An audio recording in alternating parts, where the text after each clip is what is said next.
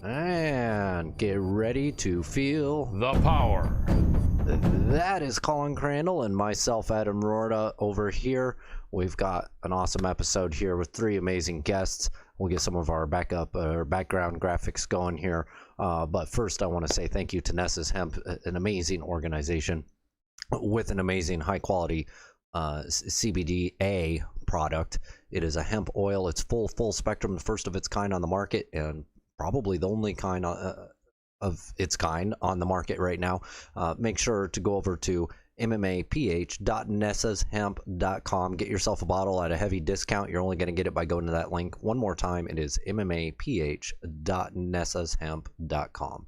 Absolutely great quality stuff. Nessa herself is awesome, and quality is really job one, as they say over there. A big thank you here to Kim for the thumbs up right at the start of the show. We appreciate you, Kim. We're going to provide a fantastic show for you, and I really appreciate you being here. So I'm going to throw it to Dr. Adam Roorda to kind of set up and frame our first segment here. And, absolutely. Thank you for that, Colin. Yep. We've also got a new partner, which I am actually actively involved with the company. It is LITH Token. Make sure to head on over to lithtoken.io. You'll see the logo and the domain pop up here in a moment. But thanks to LITH Token, we were able to schedule an interview with their partner, which is Vitor Belfort, and he has a big event coming up here on September 11th. I just want to introduce you guys a little bit that are tuning in.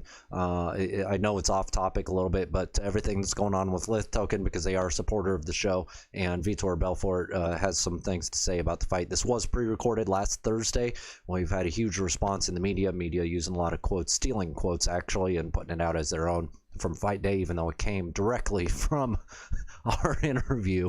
It's kind of funny, but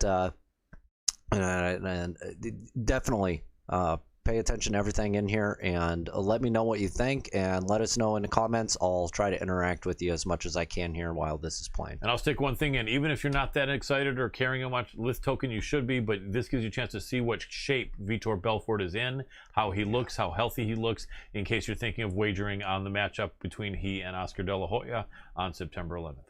It's like Jen's frozen now. How about you?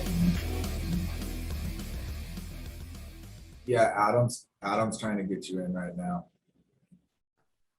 Yep, there he is. You gotta accept. And unmute and Unmute it and turn your video on. There you go. Perfect. awesome. We got you. Got me in. Can you guys hear me okay? Yeah. Oh,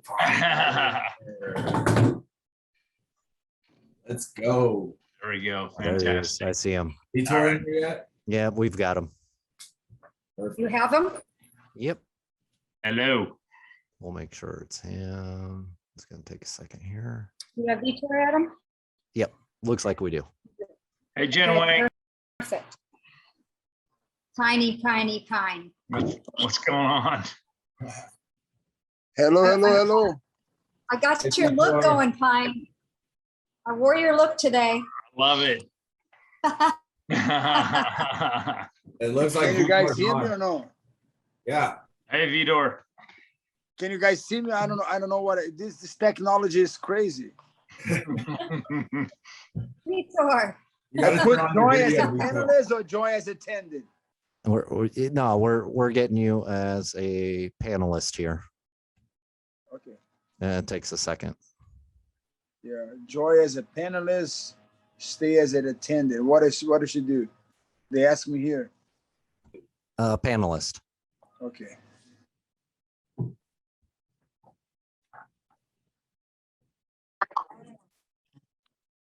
Mhm. Yes. Hey there. Vitor, the man. I made it. I Oh. made it. Oh, Man. The legend. How are you look guys? great. What's up, Vitor? The How's phenom. it going? Good. How are I'm you? excited. I'm Good. doing great, man. I'm You look feeling great. fantastic. I feel healthy. I feel the best I ever been. I know, I became a master of reinventing myself. I think I found the secret of youth. Nice. We love it. Well, we It's can't wait. been joyful. We can't wait to see you on September 11th. We think that De La Hoya is going down in round 4. So can't wait to see it. Hey, man, I like that, man. I like that prediction. Well, good deal. So Vitor, my name's Andrew Reimer. I'm the founder of LITH Token.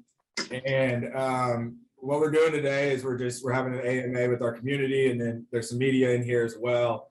But just wanted to get down to what we're doing here at LITH to preface. So what we're doing is we're combining ESG and cryptocurrency, and what ESG stands for is environmental, social, and governance, which is a strategy used to influence positive change within society.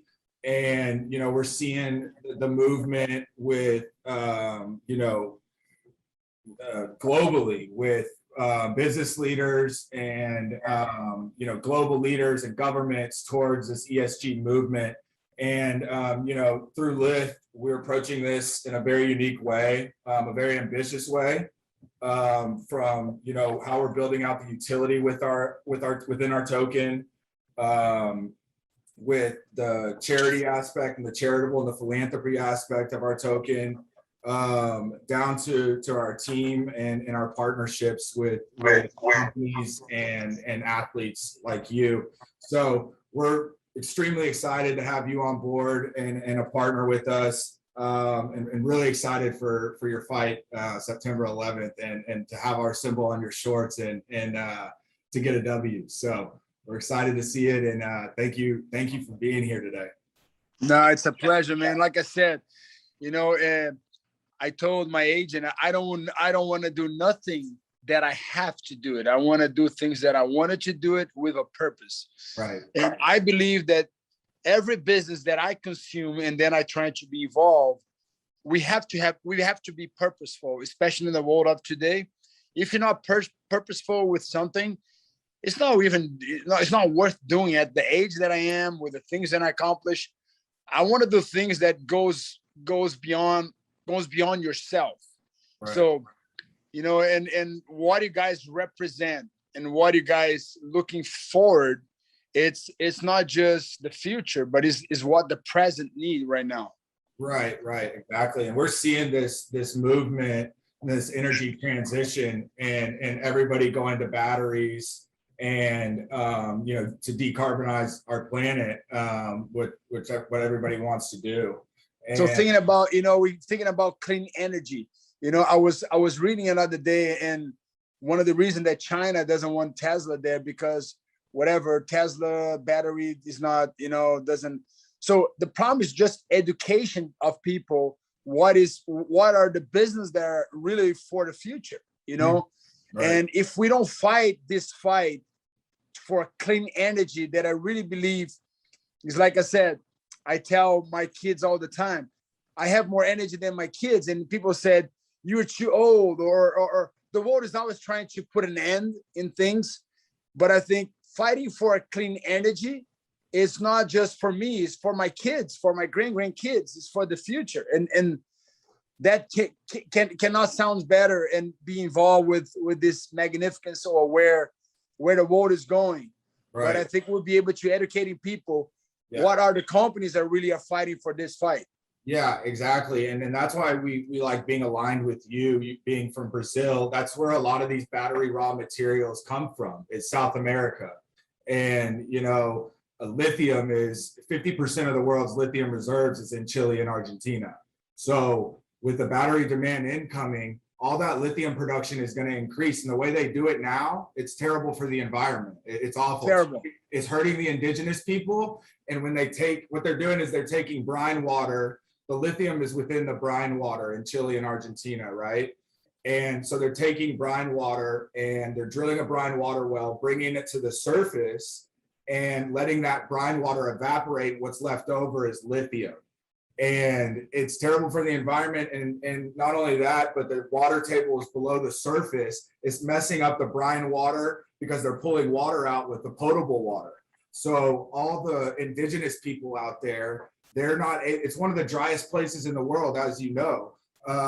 And they're having to fight for their water right now.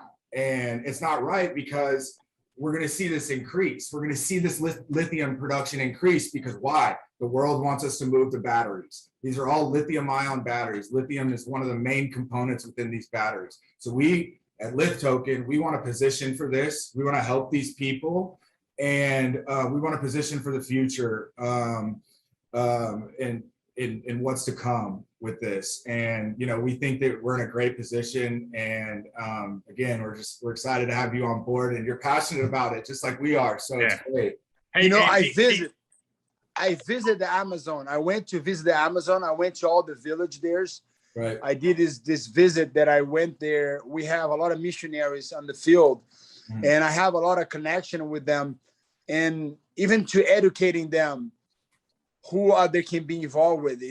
How can we? Because the idea is like we gotta go from the inside out, but also to the outside in, and making people aware what is what and who is who. Because sometimes, these guys they don't know. They're just being affected because they are there. And I mean I mean creating awareness is great, but what we're gonna do with the awareness and that's education is everything. I agree with you 100%. Yeah, absolutely. Vitor, I was going to say, it's been a number of years, man. It's good to see you again. I ran sales for Dana White for a number of years, and you and I met a long, long time ago. Mike Pine, good to see you, buddy. I remember you. Vitor, well, first off, so excited about your event coming up on September 11th, and thank you so much for supporting LITH. But one thing I love about you, I'd like to brag about you for a second, and this is what I remember back even to the UFC days, is you're very organic about what you stand behind and what you believe in. And if you're going to put your name against something and stand behind something that represents a cause or a mission, you're 100% behind it. And that's the way you train. That's the way you've always fought, man. And I just want to say that we're very lucky to have you on board. Very, very excited to have you with us. So thank you for that. And there's going to be more to come. You guys may have also saw last week, we launched a pretty good big campaign with Dak Prescott, the quarterback of the Dallas Cowboys, hopped in here. So, I mean, we've got an MMA great with Vitor. We've got the Cowboys now online with Dak, and it's just going to go up from there. But Vitor, good to see you, buddy. Just want to say man, it's amazing. And one thing is important for us people to understand. I have a saying that I always tell my kids: if you're not willing to die for something, you're not living a honorable life. And when I say dying for something, it's not just physical. So today I opened the news and I saw 12 members of U.S. get killed. For me, it's like this: every relationship and every business that you go in, you got to have an exit, a way of exiting out. But you cannot go into a relationship without being purposeful. I'm going in. I'm going to stop step 1, step 2, step 3. Some people, they just go out on the cold. It's always like if you don't warm up properly and you don't cool down properly, you're gonna get hurt some days. That's right. So what we are doing, it's what you guys are doing, and I be able to be participate of this thing. It's like we are warming up, but also there has no end on this. Right. So whoever comes in, whoever start becoming a partner or a consumer of this. So they are doing something for a better future. Mm-hmm. And I see that a lot of business, they're not care about the future. They just care about how can I be profitable and just walk away. And that's what's happened. Right now we lost 12 people. And I mean, I get really emotional because I don't have my sister with me here. She's been missing since 2004. I know the pain of not having someone. So my thing is this: if you're not willing to die for something and whatever you do in it, you got to be honorable about purposeful in what you do. Right. And I'm honorable to wear this in my short. I say it to you because we know back long time ago. Yeah. I'm a passionate man, and I love to do what I love. So because I come back home and say, guess what? Like, I have a stud quarterback son here. He's gonna be pick number one, David. He's the number one quarterback in the nation. Right. When I told him and say, hey son, I think I'm gonna do something.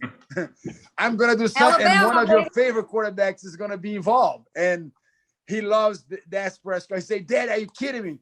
And so he's excited. I said, and because what I like about Prescott, he's a quarterback that is a fighter. He looks for a touchdown. He's not like he loves to throw that ball and he looks to win, and he's a great leader. So just to be able to know that he's involved, and he's a guy who's involved. He's in a lot of things that represent with the loss of his brother and things like that. I have a lot of respect for him as well as a competitor, but also as a person with being purposeful in what he does. Right. Totally. Well, Adam, we want to kick it back over to you, buddy, for some Q&A or maybe some more background. What's the best move next? Well, I was going to give any MMA journalist an opportunity to ask a question about Vitor's upcoming fight here. And if anybody's out there right now, I see a couple press change to their outlet name. Please do the same for MMA media. I want to give you guys the opportunity to ask a couple questions. And then I will hand it over to anybody else. Okay, we do actually have somebody here with the press, so Raise your hand. yep, he just answered a question. So Conan Altaitis of Conan Daily, go ahead and ask your question. Raise your hand.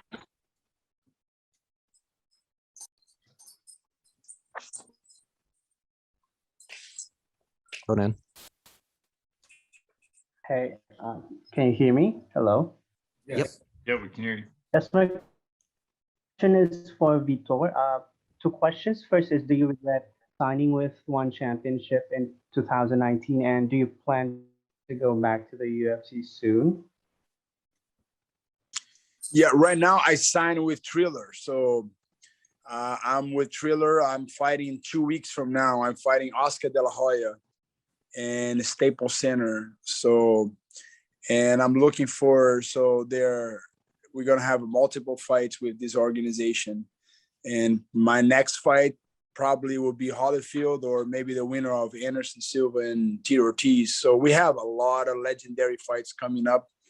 So Vitor Belfort just rebirthed again. So I'm excited because I'm not just, feel like I'm young, but I mean, the new 40s are the new 20s. And if you understand how to use and be, using clean energy, and that's what it is. You start with your thought process. So I have totally clean energy in my mind, and I'm excited for this new endeavor.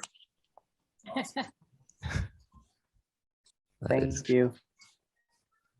That is awesome. All right. Any other MMA media or media with any questions for Vitor? Go ahead and raise your hand if you have any. Vitor, I am with the team, LITH Token team. I'm also with MMA Power Hour. Would love to have you on personally sometime. But you have one heck of a challenge in front of you with Oscar De La Hoya, one of the all-time greats, and you're switching over to boxing. What are your feelings on this? First of all, I feel like I have all the tools that I need. And like I said, when I go towards something or choose something, I weight myself the capability of doing it, and not just jump to a situation. And I think it's gonna be a legendary, but it's a generational fight. It's a legacy fight. It's something that has never been done before, on the stage, and be able to see Oscar jumping to fight a real fighter like myself, not a YouTuber guy. And literally showing the world that he's not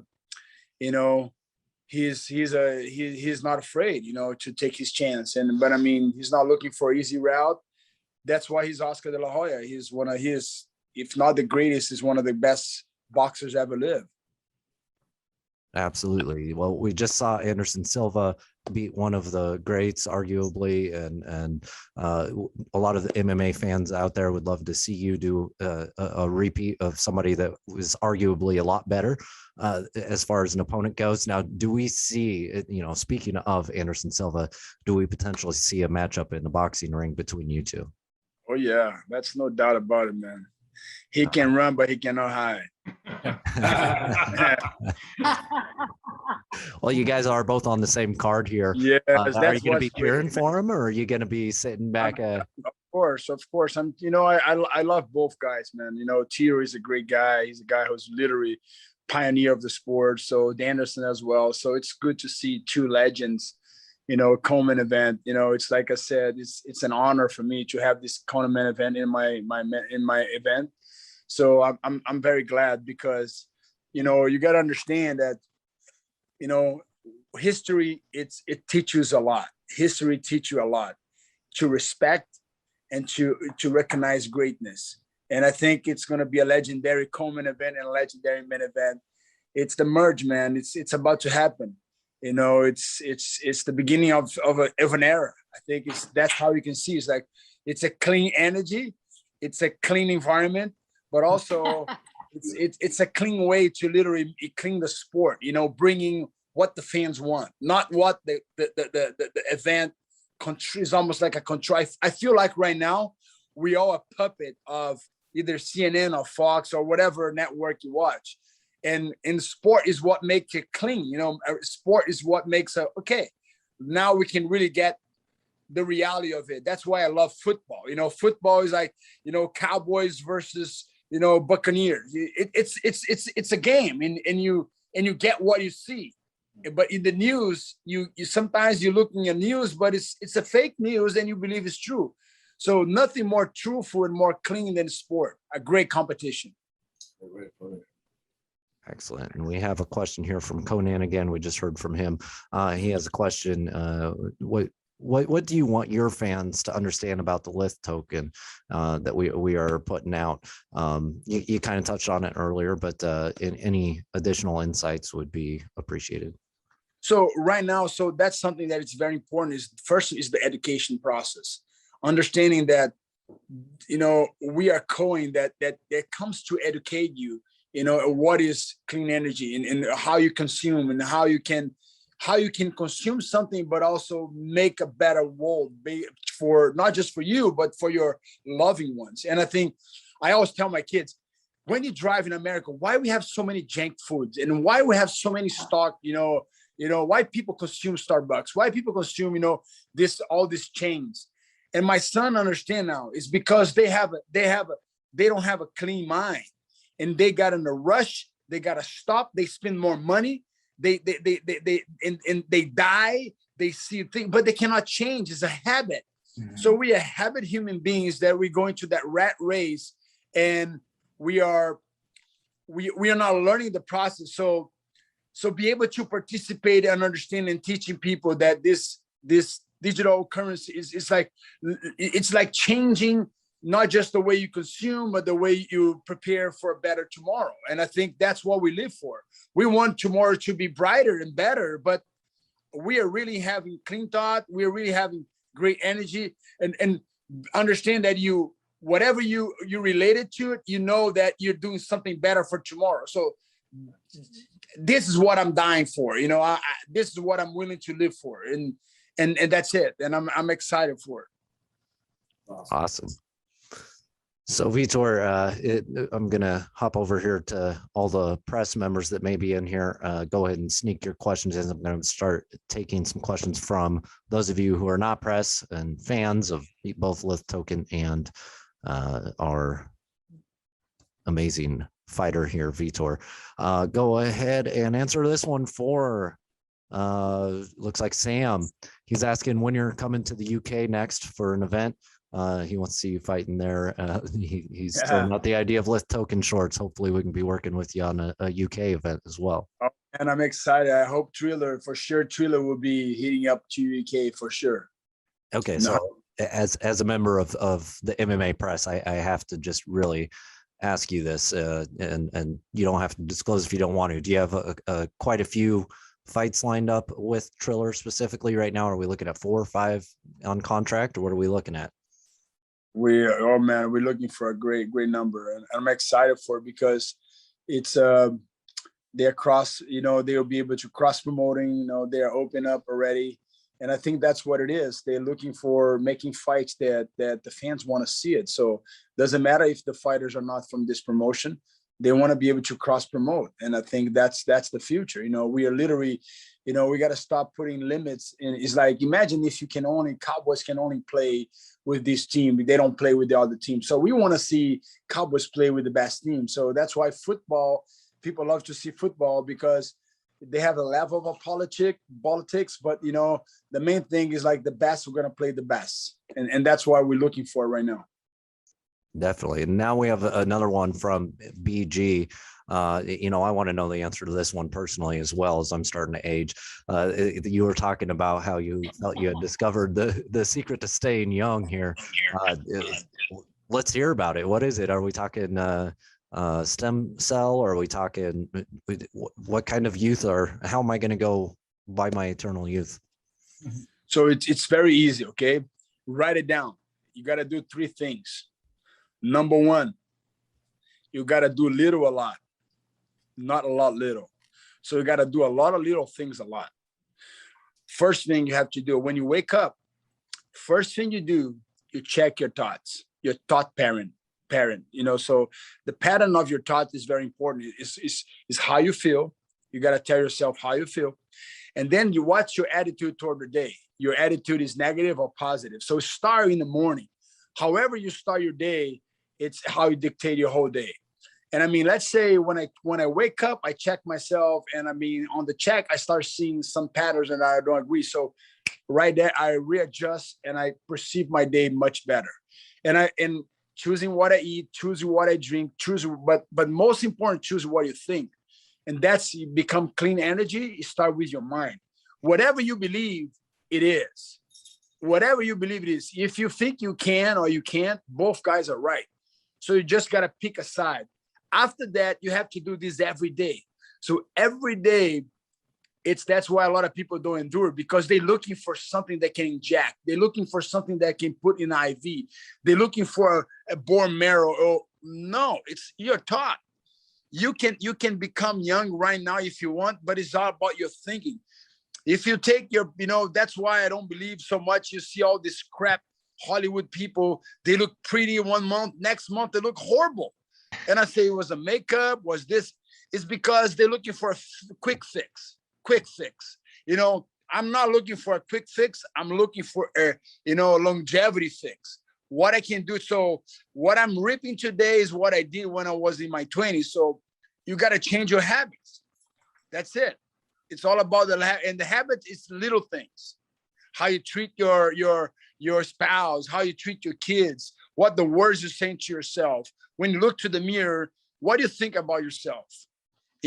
Not when you post a picture on the Instagram, because everybody looks good on Instagram, but have all the filters. But I mean, what that picture you're taking, that you don't, that picture is real. So the reality of it is called the shining glow that you're inside. So I work from the inside out, not outside in. Awesome. Well, it sounds like there's so much synergy here with the idea of the data analysis and restructuring your plan every day. I'm loving it. And I think everybody else that's here is probably getting pumped up just hearing that. Well, Vitor, you've been here for a while. Unless you have a couple more minutes, we can go ahead and let you go. We definitely appreciate everything. And if anybody else wants to chime in with Vitor real quick, go ahead. Vitor, I'm going to do those 3 little things, and next time we all get together, I'm not going to wear a shirt either. I'm coming back. I'm coming back better than ever, buddy. So you and I are going to both be shirtless on the next call, pal. You look fantastic. You know what I love? Just the smile, man. Look at you guys. You guys are the youth of the planet, and you guys bringing something more valuable than anything, because I said before we used to go looking for gold. Oh man, you have gold. Oh, you have gold. Now you don't need gold.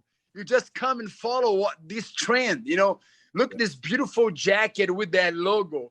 So right now you can represent something that not just good for you, but good for those they need, those the environment, those that live away from you. So like I tell my kid, that kid there right now, that kid, you know why he's so chubby at the early age? Look, the mother. So it's always the pattern. So we're looking for a pattern. So we got to break the pattern.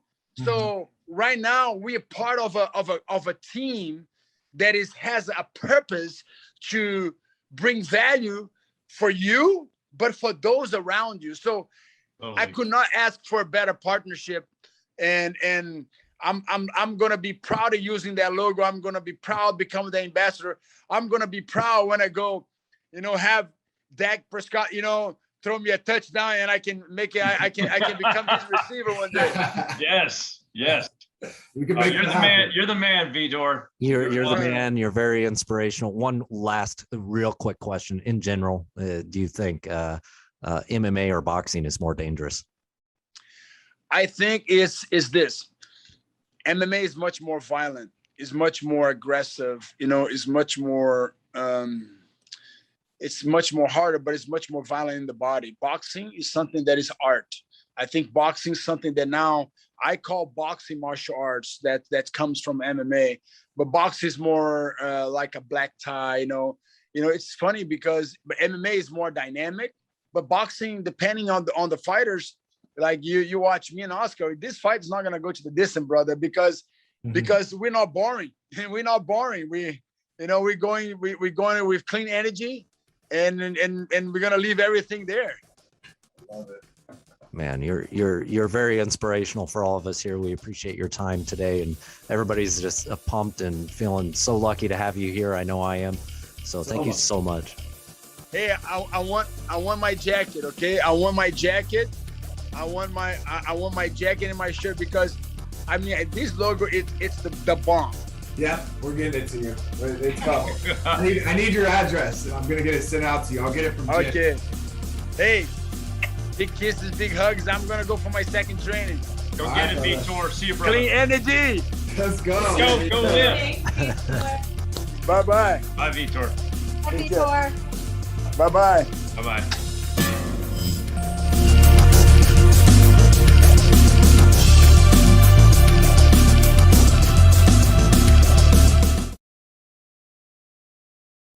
And that was LITH Token with Victor Gracie is what I'm going to call him.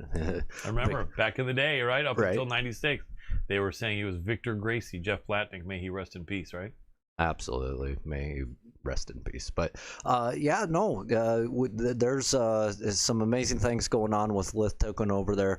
Check it out, lithtoken.io. And Vitor Belfort with his fight coming up. Let us know in the comments who you think's going to take the Oscar De La Hoya versus Vitor Belfort fight happening on September 11th.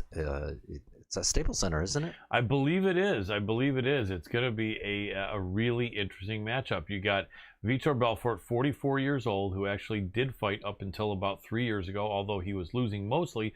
But remember, he was fighting against the best of the best in the UFC. And, but still fighting only 3 or 4 years ago. And he's just 44.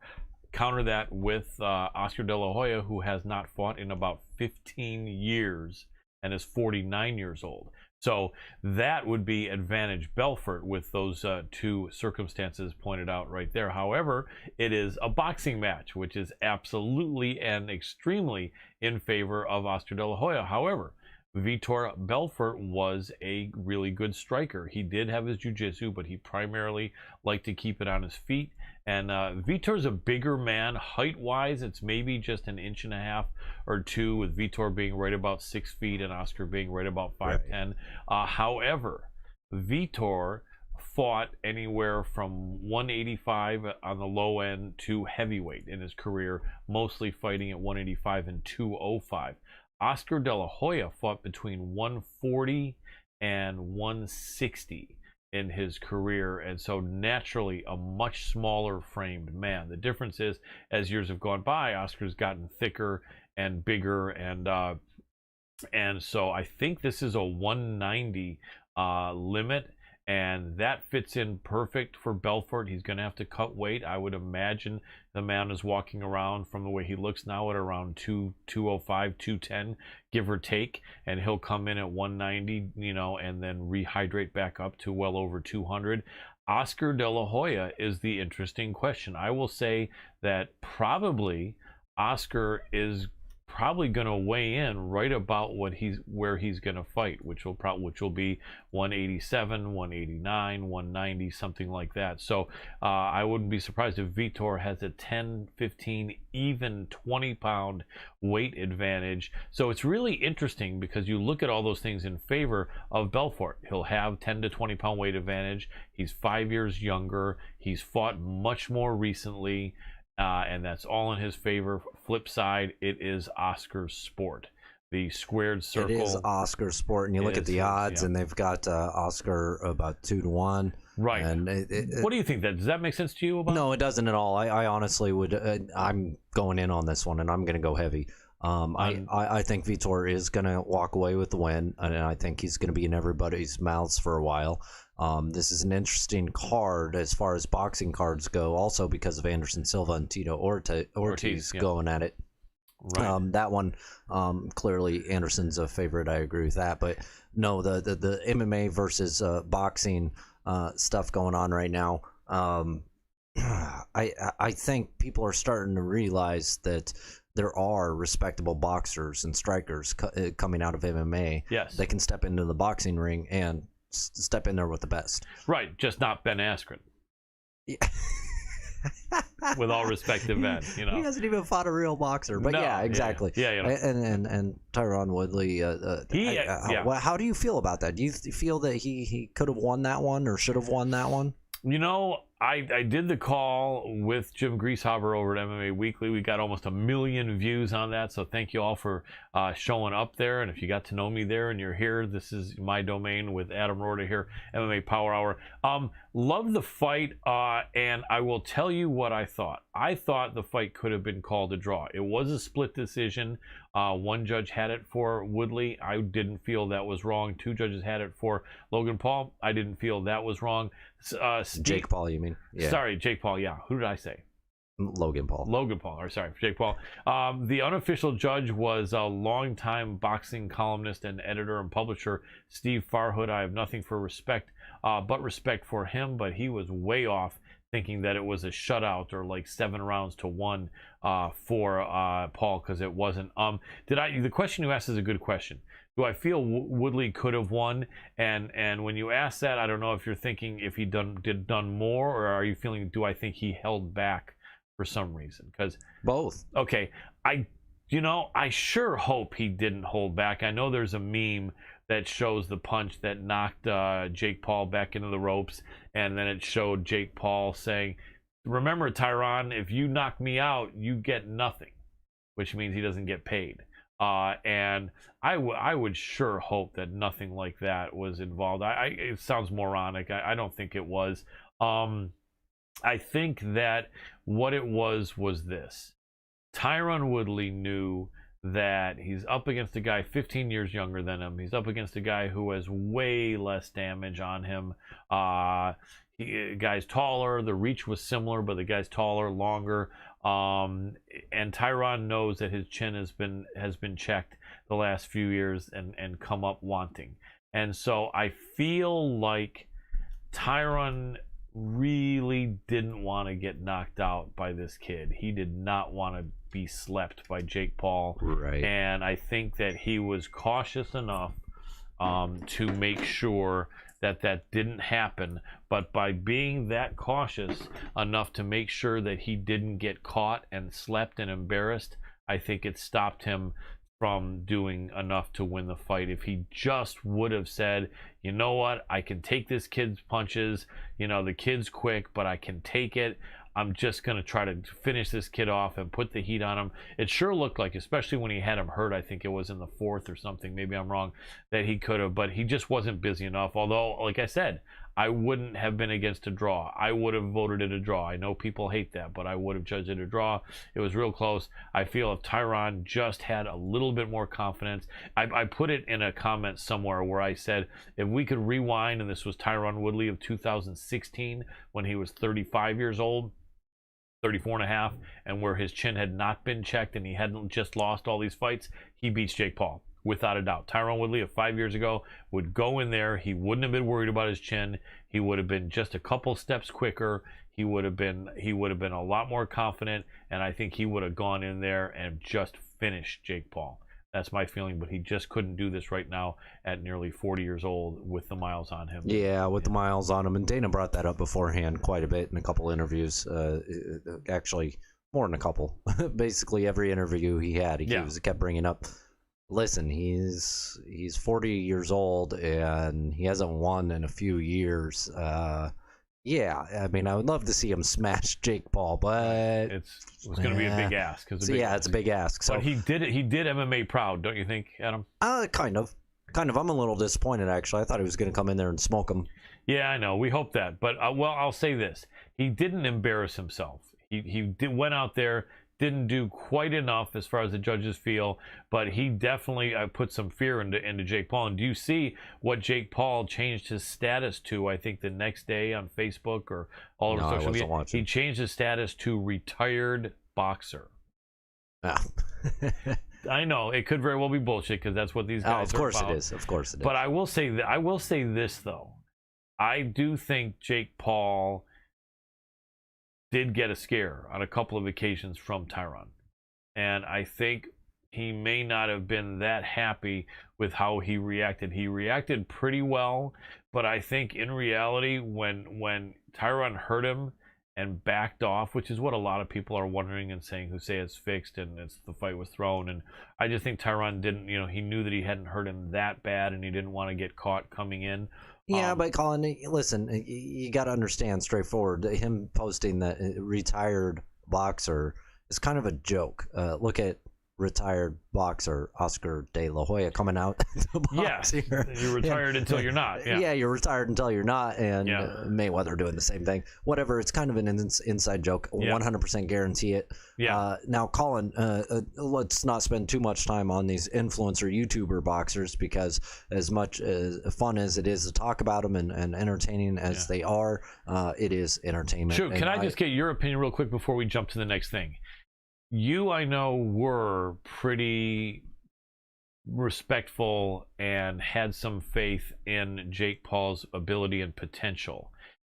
Has your mind changed a little bit? No, not at all. Actually, okay. I think he has potential to actually be a top 10 boxer. A lot of people disagree with me on that. I think he has the potential. If he keeps at it, he's the right age to be able to keep improving and get the right matches. But he's going to need that improvement, you admit. Yes. Yeah, of course. Okay. Of course. But just knowing his status and the ability for him to pick and choose his fights to build and experience the right fights to really get his skills brought up to speed, one step at a time, I think he can do it. Yeah. And I really don't think that his brother can. I don't think Logan can do it. Right. But Jake, I could see it happening. For some reason, there's just something telling me it is going to happen. So, no, I still believe that. But at the same time, he's not there yet. You put him in with a top 50 person, he can maybe hang a little bit. Put him in top 25, no, not yet. He's not there. But give him a couple more matches and bouts and see what happens. I think he could after a couple. Gotcha. So your opinion hasn't changed. I respect it. Okay, now did you want to do a little breakdown of this weekend's UFC? Real quick, just a few fights. Yeah. Let's just go over. Well, first off, we've got Alex Morono coming on here in a little bit. What do you think of him and his fight going up against David Zawada? That's an interesting fight. Love Alex. We're going to talk to him. He's our third guest, so we'll talk to him not in a few minutes, but in about 45 minutes. Love Alex. Alex is killing it, coming off that great performance over Donald Cowboy Cerrone. Super talented guy. Not only is he a huge integral member of the Fortis MMA team, but he owns his own Gracie Baja branch, Gracie Baja, the Woodlands in Texas. He's a black belt. His pupil and teammate there just won the Ultimate Fighter, winning in the finality Ricky Tercios, and Alex gave him his black belt on TV. Alex is a super, super nice guy, a high IQ fighter, someone that I think has really got a super high ceiling. Zawada is a tough guy. Alex I think Alex should be a bigger favorite, but everyone fights hard. I think Zawada is 17-6. Is this Zawada's debut? Can you look real quick, Adam? I think he maybe has had 1 or 2 fights. I don't think this is his debut. So here we go. Oh wow, no, he's already had 4 UFC fights. He's got to win though, because this is going to be his 4th loss out of 5. You know, the funny thing is he beat Abubakar Nurmagomedov, which is, he triangle choked Habib's cousin, I think it is. And but then he has 3 losses, although 1 was a split. He's going to be fighting hard for his career, and so it's going to be a good fight. But I think Alex is going to be too much. I think Alex wins. Yeah, I think Alex is going to be too much for on a him. mission. Yeah. Other fights, if you want to go down low. No, I don't want to go down any lower than the one right below that. So Khalil Roundtree against Modestas Bukauskas. Yes. Khalil is a great fighter. He seems to be kind of inconsistent. He either looks like Khalil Roundtree 2.0, or he looks like Khalil Roundtree 0.0. 0.0, and you don't know what's coming. But Bukauskas is a tough dude. Came up short, I guess. I think it was against Jimmy Crute, but a tough guy. They're kind of at different ends of their career. I think Khalil's got to be 6-7 years older, and I think so he needs this. He's the more experienced fighter, but the fresher fighter would be Bukauskas. It's going to be an interesting fight. I have to look more into it. Don't have a pick as of right now, but Molly Mccann from England, of several English fighters, British fighters on this card. Molly is one, Jack Shore is the other, Tom Aspinall is the other. That's going to be a really interesting fight. Click on both of those guys real quick. Aspinall is the Brit.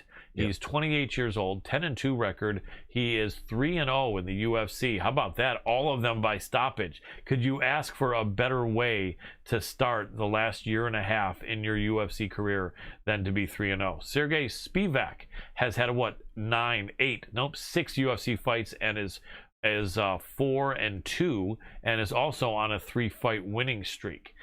This is going to be. He's beat some world beaters. He has. This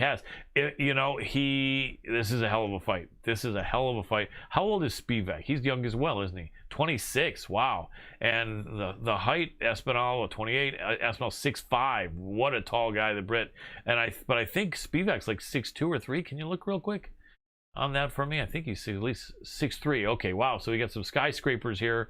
Both very big men. This is a good fight. This is going to be a great fight to watch, especially for the striking fans. Without a doubt, it's going to be super exciting. And is that the co-main, or is there one right above that? No, they're the co-main. Yeah. And then Derrick Brunson and Darren Till. Interesting fight. I think. So let's look at Till. 28 years old, 6 feet tall, 185, former welterweight, but he definitely is a fairly okay size middleweight. He came up to middleweight and he beat Kelvin Gastelum, and then he lost to Whitaker, but in a really close fight. Look at the Whitaker fight against Gastelum and look at the Whitaker fight against Cannonier. He just pieced both of them up. He beat the brakes off both of them, but Till hung in there with him really, really close. That was a really good fight. So off of that, a lot of respect for Till. But let's take a look at Brunson. Brunson is where are we here? 6'1", so slightly longer, slightly taller guy, definitely older, but look at the streak he's on. 4 in a row, and the last loss he had was to the champ, Israel Adesanya. Since then, he beat Elias Theodoro, Ian Heinisch, Edmund Shabazian, and Kevin Holland. Some tough guys, very tough guys. This is a really important fight, because I will say this. The winner of this fight will either get the title shot next or maybe have to fight one more guy. But I really believe that if you look at the middleweight title picture, and we'll do this quick, you got Cannonier up there, you got Whitaker up there, you have Paulo Costa up there. Marvin Vettori lost, but he's still up there. You got Darren Till, Derrick Brunson, and then who just beat Gastelum? It was Cannonier, yeah. So I really think that if Izzy gives this next fight to the Reaper, Whitaker, it really should be, in my opinion, and I think many people's opinion, it should be the winner of Brunson and Till that fights for the Oh, title. absolutely. Yeah. I'm gonna have to agree with that. And in this one, who do you have? Give me your reason why. I'm going for the dog in Brunson, and that even though at 37 he's a little bit old at middleweight, remember the heavier you are, the longer shelf life you have as far as age, because it's not so much about that speed and reflexes. So 37 is not ancient at 185, but it's a little bit old. I still think though he's not far out of his prime, and I think the combination of the wrestling and the striking and the fight IQ, we've had him on the show. He's a really sharp guy. I think he's going to beat Till. It's going to be tough though, but I think he's just too balanced, and I think there's definitely value in Brunson as a slight dog. What do you think?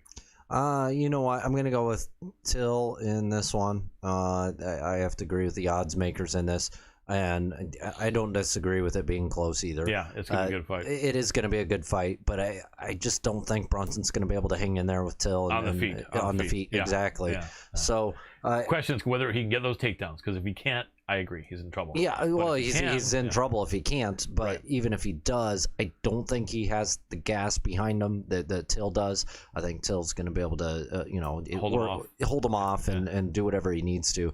I just think he has the gas. Yeah, he's a behind him younger in fighter. comparison. He's definitely He is a younger fighter. How but, old is Till? You want to check real quick? Is he 30 yet? I think if he is, it's just barely. Oh man, Till. Let's go to him. Yeah, I think he's 30. 28. Oh, Wow. Yeah, 9 years younger. Yeah. But Brunson realizes though at 37 that he can't afford even a single additional loss. And for me, this is just more about the gas tank. I think Till has more in him, and I think he's going to win. I think it is going to go to a decision. I think it's going to be a little bit of a strike fest and be exciting for everybody. Yep. But in all honesty, the most exciting probably going to be fight of the night. It's going to be Aspinall. The heavyweights, the co-main, that should be great. That should be sick. And then they've got some. I wouldn't be surprised if Alex Morono walks away with the not just because he's our guest, but he is an exciting fighter. He is. He's a finisher. Fight of the night. Yeah, he's a good finisher. I'd love to see that. Absolutely. See a great fight. Anyway, we're right on time actually to hop right in, and we've got our first Matthew live guest for the night. Let's get Matt on. Skype dance. Hey Matt, can you hear me? Matthew, are you there?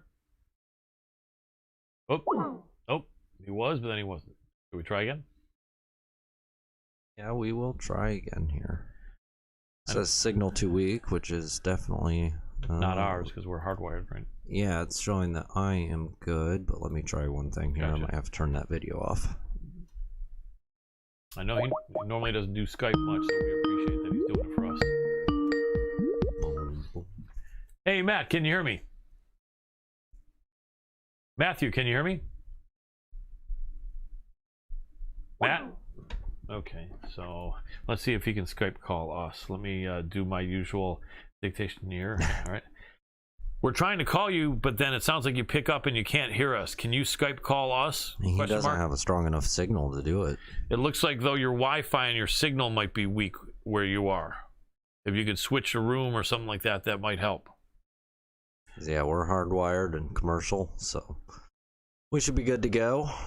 Yeah, but one thing I really appreciate is a lot of fighters are doing pretty much either only in-person interviews when they can, or maybe like just over the phone interview. And so when we get someone that really doesn't do Skype and they download it for us and they try to make it happen, we really appreciate that. Even if it's a little bit sketchy and wonky trying to get it all set up, we really do appreciate their effort tremendously to do that for us. And I'm so much excited about talking to Matthew Semelsberger. We've never had him on the show, and we've been fans of his for a while. The dude's a beast, and I really can't wait to talk to him. He's got a great fight coming up 3 weeks from Saturday on that Nick Diaz card. And he has been a super cool, respectful guy to communicate with to our staff as we're setting up this appearance on our show for the last week. And let's see what he is saying. But yeah, he's getting back to us here. And let me see. He's just checking the settings to see if his audio is working. And he apologizes. It happens. No problem. It happens. We'll hang in here for you. That's the great dictation. Anyway, so that's an interesting card that he's going to be on. What do you guys think? Nick Diaz coming back, not Nate Diaz. Nick Diaz, the older brother, is coming back, but it's a fight against Robbie Lawler. Let me ask you this, Adam. You got Nick Diaz, who's about 38 or 9 years old, right? He hasn't fought in about 4 years, and he's only fought about 3 times in the last 8 years, right? Mhm. Obviously, you don't bring him back against like a 28 or 30-year-old top 10 fighter. That we know. People would love to see it, but it wouldn't have been fair. Right. But is bringing him back against a 40-year-old former champion who's lost like 6 out of his last 8 fights, even though they have history together, does that make sense to you? It just seems a little bit weird to me. I mean, I guess it's a level playing field, kind of, but it's almost like if me and you fought when you were 75 and I was 80, whatever. I mean, who cares? You know, I don't mean to say who cares. Big respect for them, but I don't know. I'm curious to see what you guys feel. I will say this: probably if it's a close fight and they both look pretty good, then they both continue on in the UFC. If one of them smashes the other one completely, then the other one probably is not going to be invited to compete anymore in the UFC. So it may be a loser go home fight. I mean, Robbie is such a tough guy, but there's so much miles on him. One thing that I think some people don't understand, and maybe they do, I'm not trying to talk down to a lot of people that are really knowledgeable MMA people, but I think you guys know I'm a respectful dude, and I'm talking to some people that are more new fans or that haven't trained or fought themselves.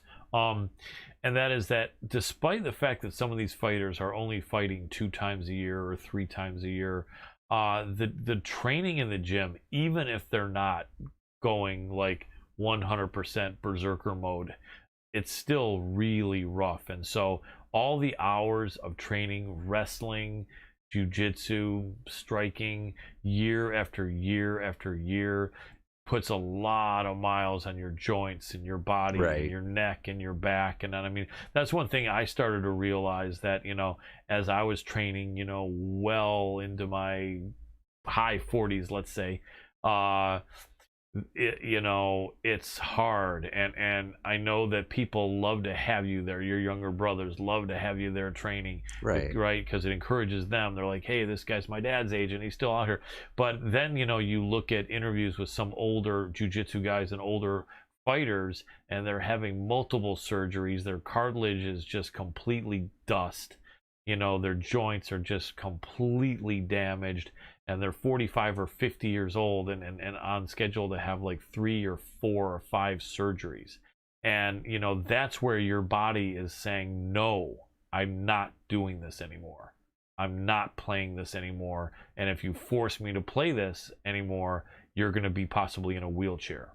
You know, and it's tough. It's no fun to get old, but it's no fun to get old. I'm finally getting to the point where I can call myself old, and yeah, I can tell you that it's just horrid trying to get out there and rejuvenate the joints and the bones and the muscles. There's so many elements. Everything does deteriorate over time. Exactly. And so with Robbie Lawler, he's a great warrior, a great champion, but he really has been diminished and compromised, and Nick Diaz, who knows what he has, but you know what? Big respect to both guys. They're both absolute warriors, and it's an interesting matchup. Excuse me, and maybe the interesting winner. matchup. I have no issue. Listen, I think fighters, let them go out on whatever mountain they want to die on. Yep. If they want to fight till they're 75, 85, I say let them die on the hill, on the mountain that they're choosing. Yeah. That's really how I feel about it. Yeah, it's understood. And not only that, but I'll tell you, the winner of that fight, I mean, you never know, Adam. There's been a lot of people that say they'd love to see the senior league. They'd love to see guys that are about 40 or over be able to take one fight with someone their I don't age. think that would be exciting. I don't think so honestly either. I don't think that's what these guys are wanting to do. I mean, even watching Chavez Sr.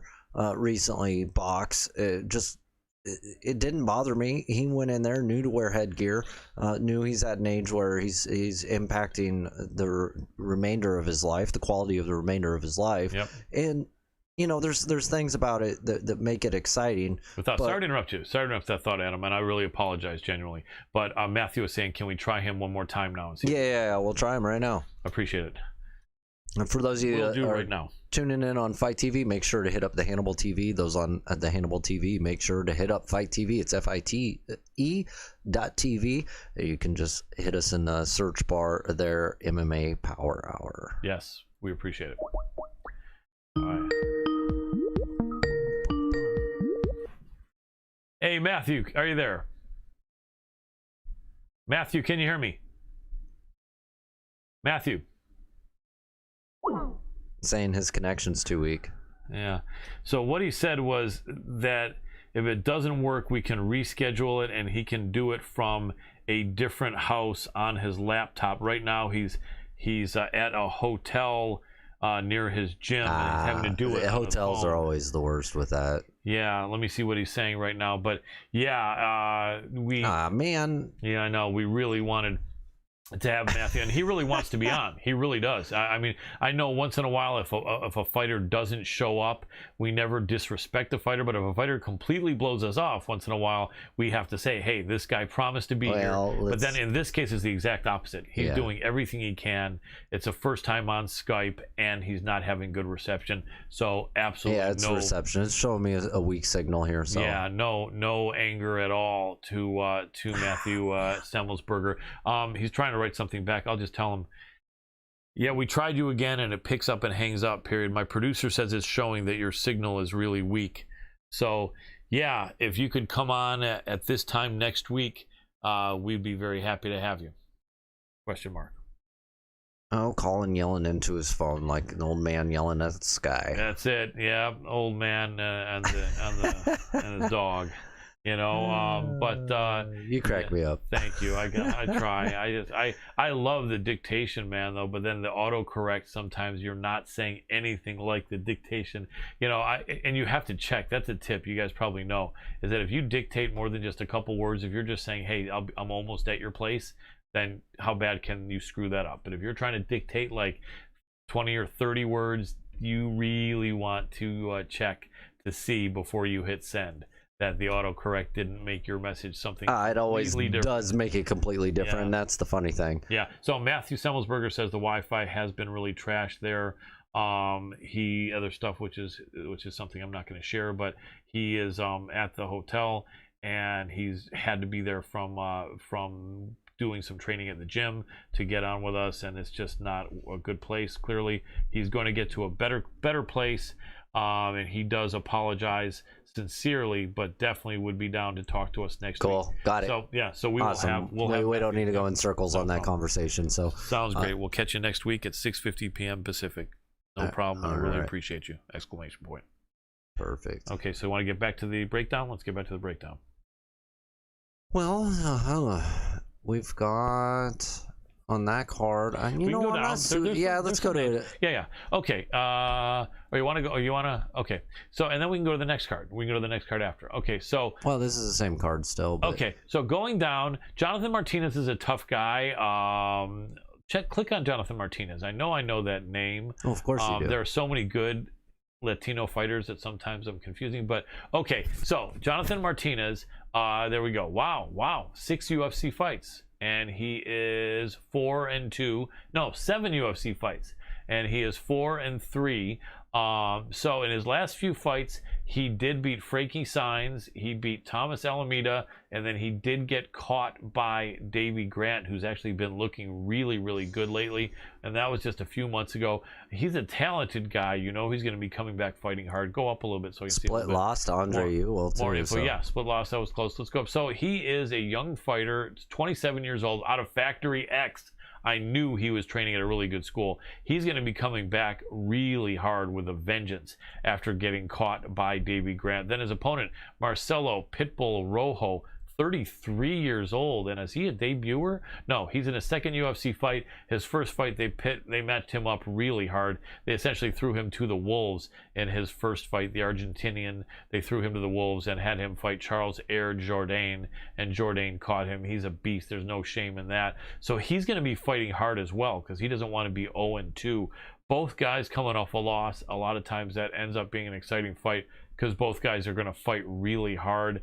For a 33-year-old to only have got his UFC debut a few months ago, I like to see that because they don't frequently do that. Mick Maynard and Sean Shelby like to give guys in their 20s their chance more than guys in their 30s, unless somehow you've been like a champion in another league and like that. So, but the onus is on Rojo at 33 to really get on the winning streak. I mean, he is coming out of Combate Americas. Yeah, Combate, yeah, which you know, they've got some credibility, and he's done some winning there. But it's a lot of guys that have not fought in the UFC. Once in a while, it's a guy that has fought in the UFC and then goes back down to fight in combates, but not usually. But, you know, still, he's a tough guy. I think Martinez wins this, but they're both going to fight really hard. Let's go to the next fight on that card. That's interesting for me to make a mental note to look out for that fight.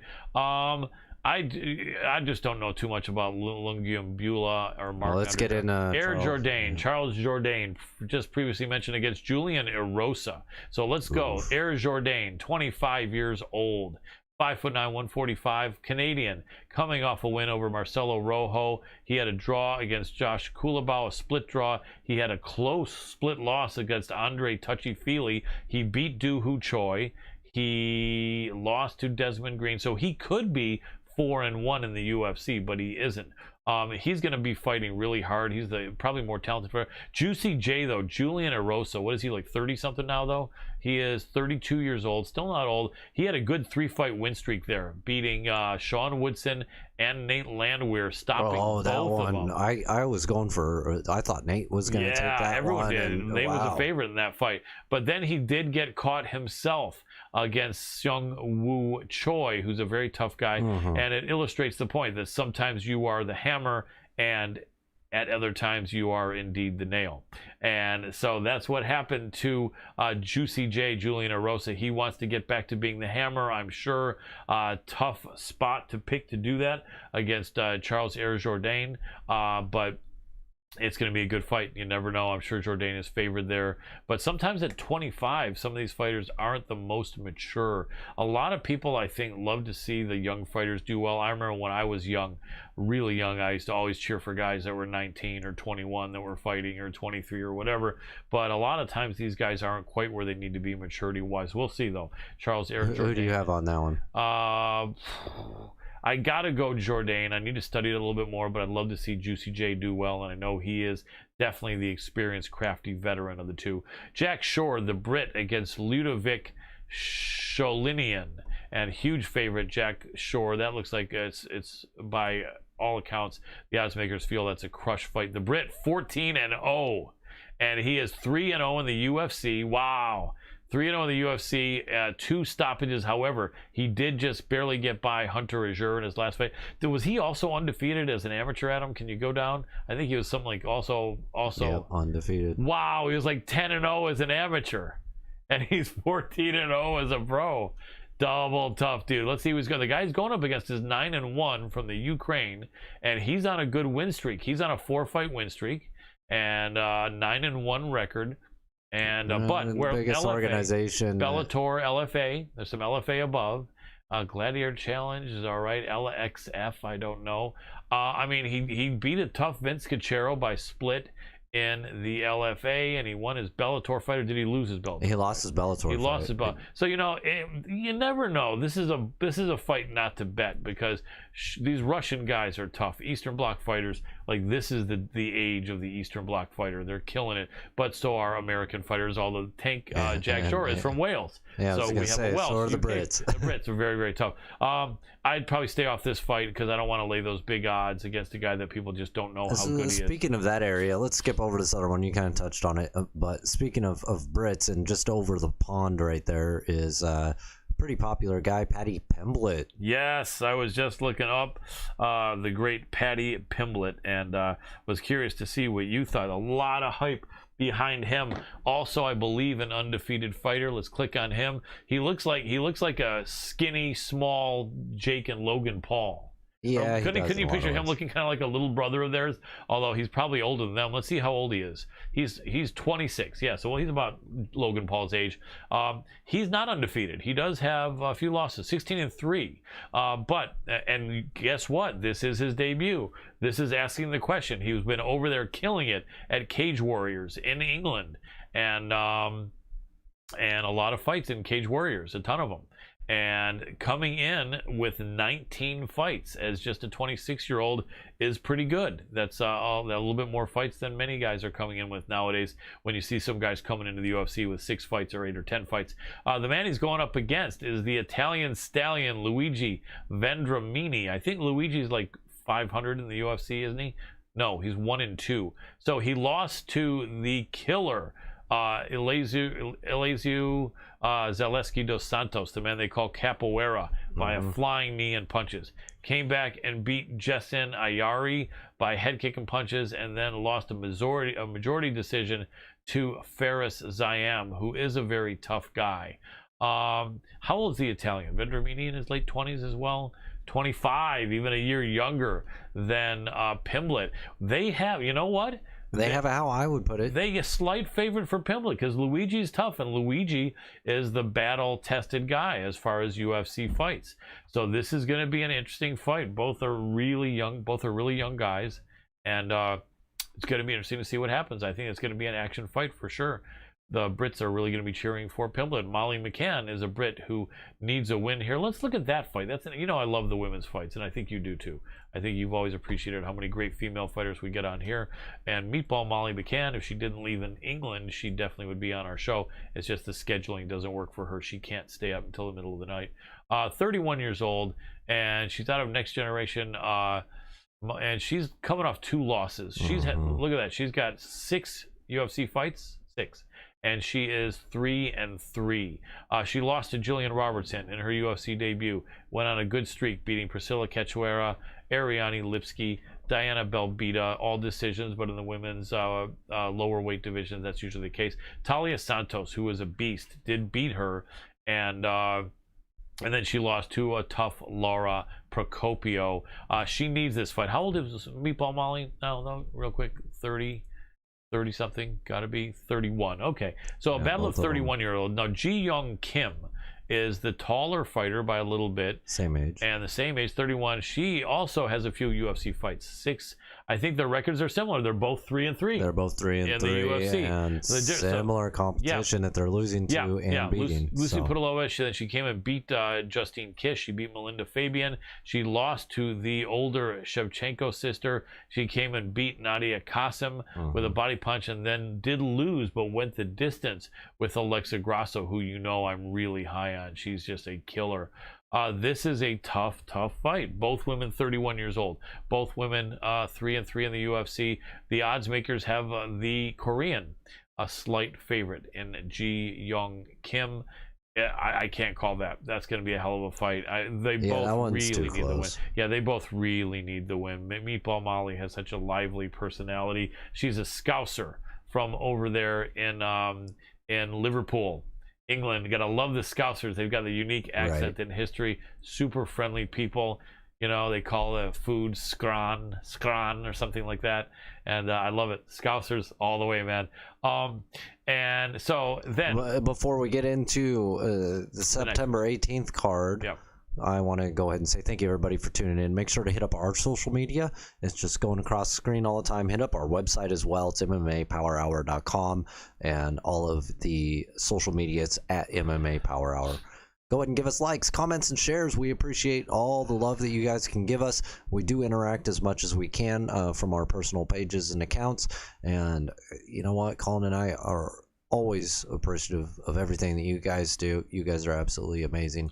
We really appreciate you. I'm recovering from a back and neck injury, so sorry for being so squirmy today. It's just my neck is in agony. I just got a new pillow that arrived today from Amazon Prime, and I'm hoping that will maybe help, and then I'm going to get back to my workouts. And no fun being injured, but I know a lot of people are dealing with a lot, so I want to shout out a lot of love for people that are injured or ill or having relatives that are. I have a close relative that is, And you know, God bless you all. Hope that that you heal and get better, or your relative heals and gets better. And we really care. And a big love and respect to you guys that are All fighting blessings to illness. everyone right now. Absolutely, we all could use it, and thank you for being here with us. It means a lot.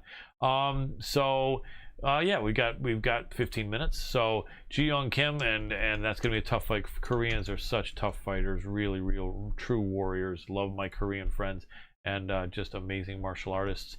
And then you want to go to that next card? Yep. Okay. All right. Next card. It was the headline. It's going to be a couple weeks later. So it looks like there will be a week with no fights on September 11th, I guess. And so September 18th, the main event being, real quick, Anthony Lionheart Smith against Ryan Spann. That'll be an exciting one. Let's cover that in a second. Let's go over a couple going of the down. items. Okay. A guest on our show, Tony Gravely, a great fighter and a super young prospect, 29 years old, coming off that great win where he stopped Anthony Burchak. He is now 2-1 in the UFC, and has a high ceiling. I feel really good athlete. Joseph Nathan Madness is a warrior, though, man. There he is 2-0 in the UFC. So one guy's 2-1, one guy's 2-0. Madness is just a tough dude. 13-1. Look at all those fights though for the 29-year-old. 27 fights for Tony Gravely, and I like him. I got him. Madness is I got him on this one as well. I don't know what the odds are. Gravely slight favorite, maybe? Yep. Yes. Yep. So I think that's valid. Almost 2-1. Yeah, Madness is a beast, but I think Gravely wins that one. It's going to be a real good fight. The girls. So there's actually 2 girls fights below that. Let's go back and take a look. And they're both really close. And so it looks like, I love to see the women's fights. Ariane Lipsky, beautiful one. About her. Yeah, against Mandy Bohm, who's making her pro debut. That's going to be interesting. You know, you have the woman who's wanted to just get her start in the UFC against a woman who's had limited success in the UFC. So it's going to be interesting to see what happens there. Wow, Arman Sarukian, that is a beast. Oh, he's going up against Christos Giagos. Look at that, and they have them way down near the bottom. They have them the second fight. The Spartan is a warrior. Giagos, what is he, 4-1 in the UFC? He's 19-8, but recently he's been killing it, and he's got more fights than that. He is 4-2. 4-2 in the UFC. His only losses coming to the champ, Charles do Bronx Oliveira, and Drakkar Klose, coming off of 2 really good wins, and is a real warrior, a strong dude. Sarukian, though, is a killer out of Russia. Sarukian is 3-1 in the UFC, with his only loss being against Islam Makhachev, Habib's training partner, and many people consider the next Habib. And he struggled a little bit with Arman Sarukian. Sarukian's just a killer. Let's see what the odds are. It's got to be -300 Sarukian here. Let's see. Wow, -600. They're not giving Giagos a chance here. No. Sarukian is that good, but I think Giagos is really tough. I think this. I mean, we're close to opening odds too, so it's hard. That's to really true. This gauge. is good. Yeah, it's only a few weeks away, so it could change. But I think it's going to be a better fight than those odds would indicate. Next women's fight. Let's see the women's fight on that card. That's the second. I think it's not the Emily Whitmire against Unknown Fighter. It was supposed to be. It's supposed to be Hannah Goldie.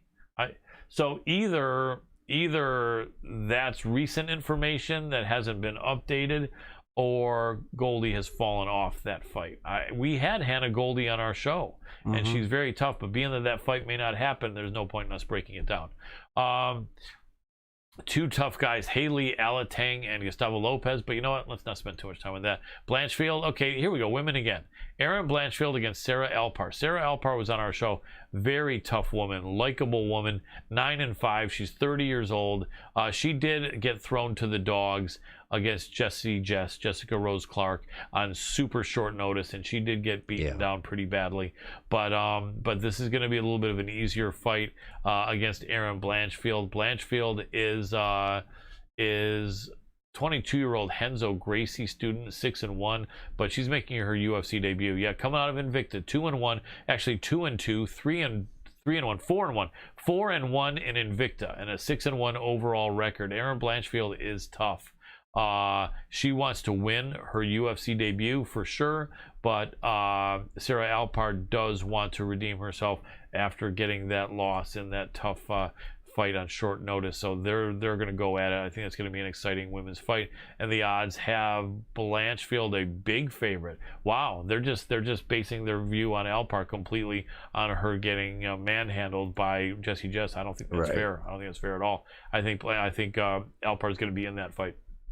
Montel Jackson, who we had on our show, the man they call Quick. I think he's had injuries for quite a while, or for some reason why he hasn't been able to fight, against JP Bays. Let's take a look at Montel. He has a good UFC record. I think he's like 4-2 or something, isn't he? Let's see. Yeah, 4-2. Yep. And he's coming off a win over Jesse Strader. He did lose to Brett Johns, but Brett Johns, very tough guy. And the last fight was only a few months ago. Okay. I know it had been a year before that, but I forgot that he did fight Brian Kelleher. He did beat by a Bravo choke, beat Andre Sukumtat, Felipe Diaz-Colares, lost to Brett Johnson, beat Jesse Strader. Let's go to JP Bays. He and his sister, I think his sister or his wife, I forget who it is. His wife, I think, both made their debut on the same card in March, and they both lost and both got stopped, or I think he got stopped in his way. Just lost on points. Bruno Silva's a tough guy. This is a big ask. They're not doing any favors to JP Bays right here. Coming off being stopped, they're like, oh, great, you want a second UFC fight? Let me see who we have available. Montel Jackson, how about? Sorry for you. The odds makers probably feel the same way. Let's see, and they got Montel. Feel the same way. It's a crush fight according to the odds makers. But JP Bays is going to be fighting hard. No one wants to start their UFC career 0-2, but it's going to be a real big ask for JP Bays. Huge ask. That X Factor, always be careful. I'm not going to bet on that one. No money. Sorry, Montel. I think you're going to win, but the X Factor. Yeah, without a doubt. Dakota Bush against Zhu Rong. Dakota Bush. Let's look at him first. Dakota Bush is 27 years old, fighting out of real quick. The Smith Pit. Not sure about that. Out of Missouri, where you lived for years, where some of your family lives. So UFC lost his debut against Austin Hubbard just a few months ago. Hubbard's a tough dude. Dakota Bush, Harry, they call him, and he's got a pretty good record. And a young guy, what we said, like 27. So this is a big fight for him, and he's going to look for redemption off of his UFC debut. Zhu Rong out of China, the 21-year-old. Wow, you almost never see that. Nice and young. Wow, and he's got 21 fights at 21 years old. That is a lot of that's fights. Pretty impressive. And all the fights were WLF Wars, which is probably over in China, but he's killing it over there. He's killing it with a really good record, 17-4. UFC was that his first fight? Yeah. Yep. And he lost also. Both guys who lost in their pro debut going against each other, the 21-year-old against the 27-year-old. The odds probably should have Dakota Bush slight favorite, I would guess, right? Or am I wrong? No. Nope. Zhu Rong, slight favorite. There's no way. That's a no-bet fight. No one has any idea what's going to happen there. I think I was going to say, nobody has any clue on what's going to happen the 27-year-old, I have more faith in his maturity than the 21-year-old, but a lot of these Asian fighters just have an amazing maturity at a young age, so hard to say. Impa Kasangane against Carlton Lindsey Harris. So Impa Kasangane, very tough guy. Impa came in his UFC debut on short notice and beat Maki Pitolo, and then he was on the B side of that highlight where Joaquin Buckley kicked him. Impa grabbed and caught Buckley's foot, and then Buckley did a jump back kick, knocking Impa cold on his feet. It's a highlight reel that Impa was on the wrong side. Probably of the century or millennium. It was amazing. Highlight reel city. However, he did come back 6 months later and definitely take it to Sasha Palatnikov, looking really, really good. Impa's what, a guy in his early 30s, late 20s? Can we take a look? 27, younger than I thought. And tough guy. Let's see who Carlton Lindsey Harris is. He's out of, where's he out of? Out of Guyana. 16-4. Tall guy. 1-0 in the UFC. He did beat Christian Aguilera, who's a tough guy, who's on our show. He's no longer in the UFC, but is a tough guy. And then was doing pretty good before that. X Factor, though, who knows? These guys that he beat, no one's ever heard of. The organizations he fought in, no one's ever heard of except for Brave. He did have some good fights in Brave and have a good record. And then Shuto Brazil, Tough dude. I think X Factor, yeah. it is. I would say Impa should be favorite, but let's see where they have it. Yeah, they got him as Slight almost favorite, 2 to almost 1. 2-1. Yeah. I think Impa wins that fight, but I don't. It's just hard to say what this guy's gonna do. Harris, who knows? Who knows? Too much of an X factor. Should be an exciting fight though. Harris. Well, we've got just right at 3 minutes, so let's just skip to the about 7 minutes. 7 minutes. Yeah. Okay. Yeah. So let's just go right here. Let's. How about the girls? How about the girls? Pannie Kianzad against Raquel Pennington. This is a battle of top 10 bantamweights. Pannie Kianzad has the mojo going. She's been looking really good. I think she came in second in the Ultimate Fighter a few years ago, losing to Macy Chasson. And she's been killing it. I think you want to check. She's on like a 2 or 3 fight win streak, and she's just had some really good fights.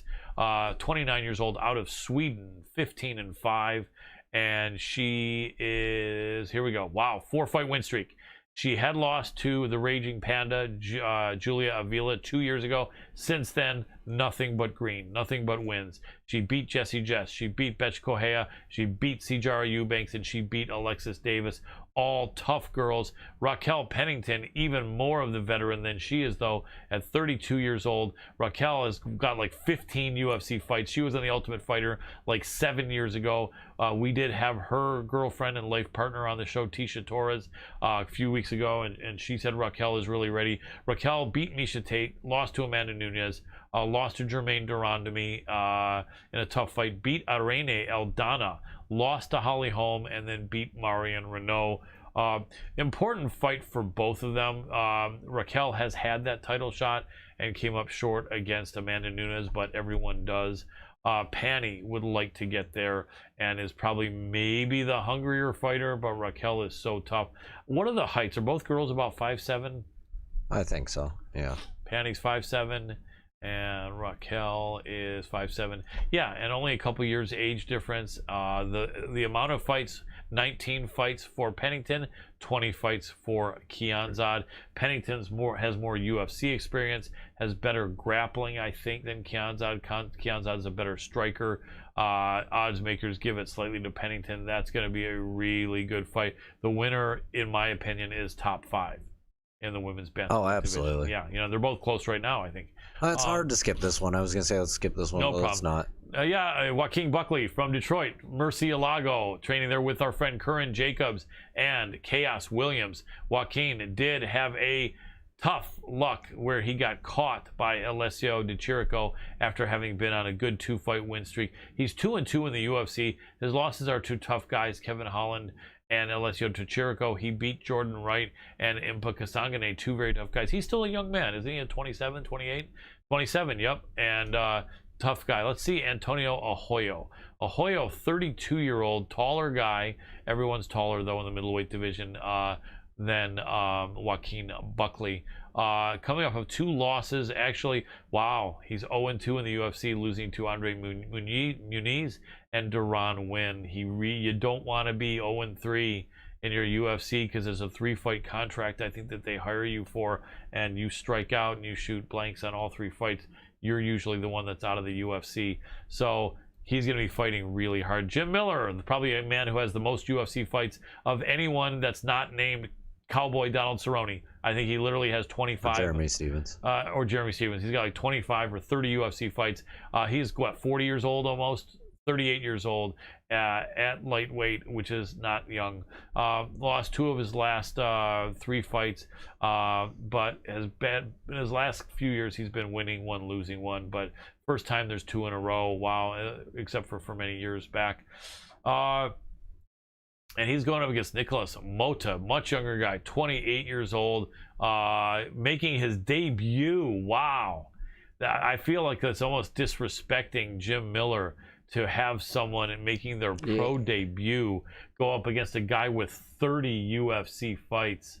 It is disrespecting him, but I'm sure there's something to this. Yeah, I mean, I think what they're doing is they're saying, you know what, you're off 2 losses, Jim. If that weren't the case, we wouldn't match you with a kid like this. But you're off 2 losses. You're 38 years old as a lightweight.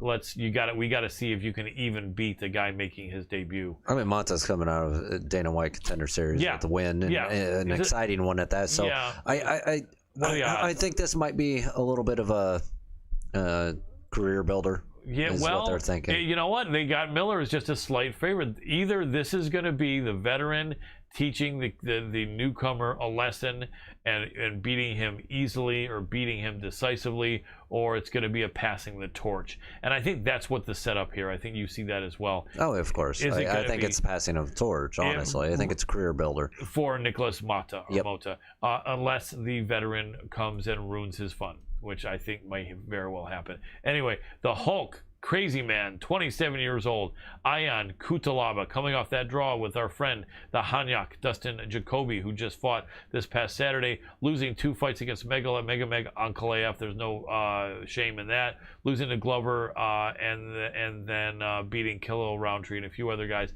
Double tough dude. Devin the Brown Bear Clark, who was on our show, and he is off a loss, I think, against Anthony Smith, where he had beaten No Dequan shame in that Townsend. one. Yeah, no shame in that. He beat Menafield This right is before that. this So. is a tough fight. The better wrestler is Clark, but if he can't get this to the ground, Cutelaba is a beast, and Cutelaba's wrestling looks better. I have to say Ion would be favored here just slightly.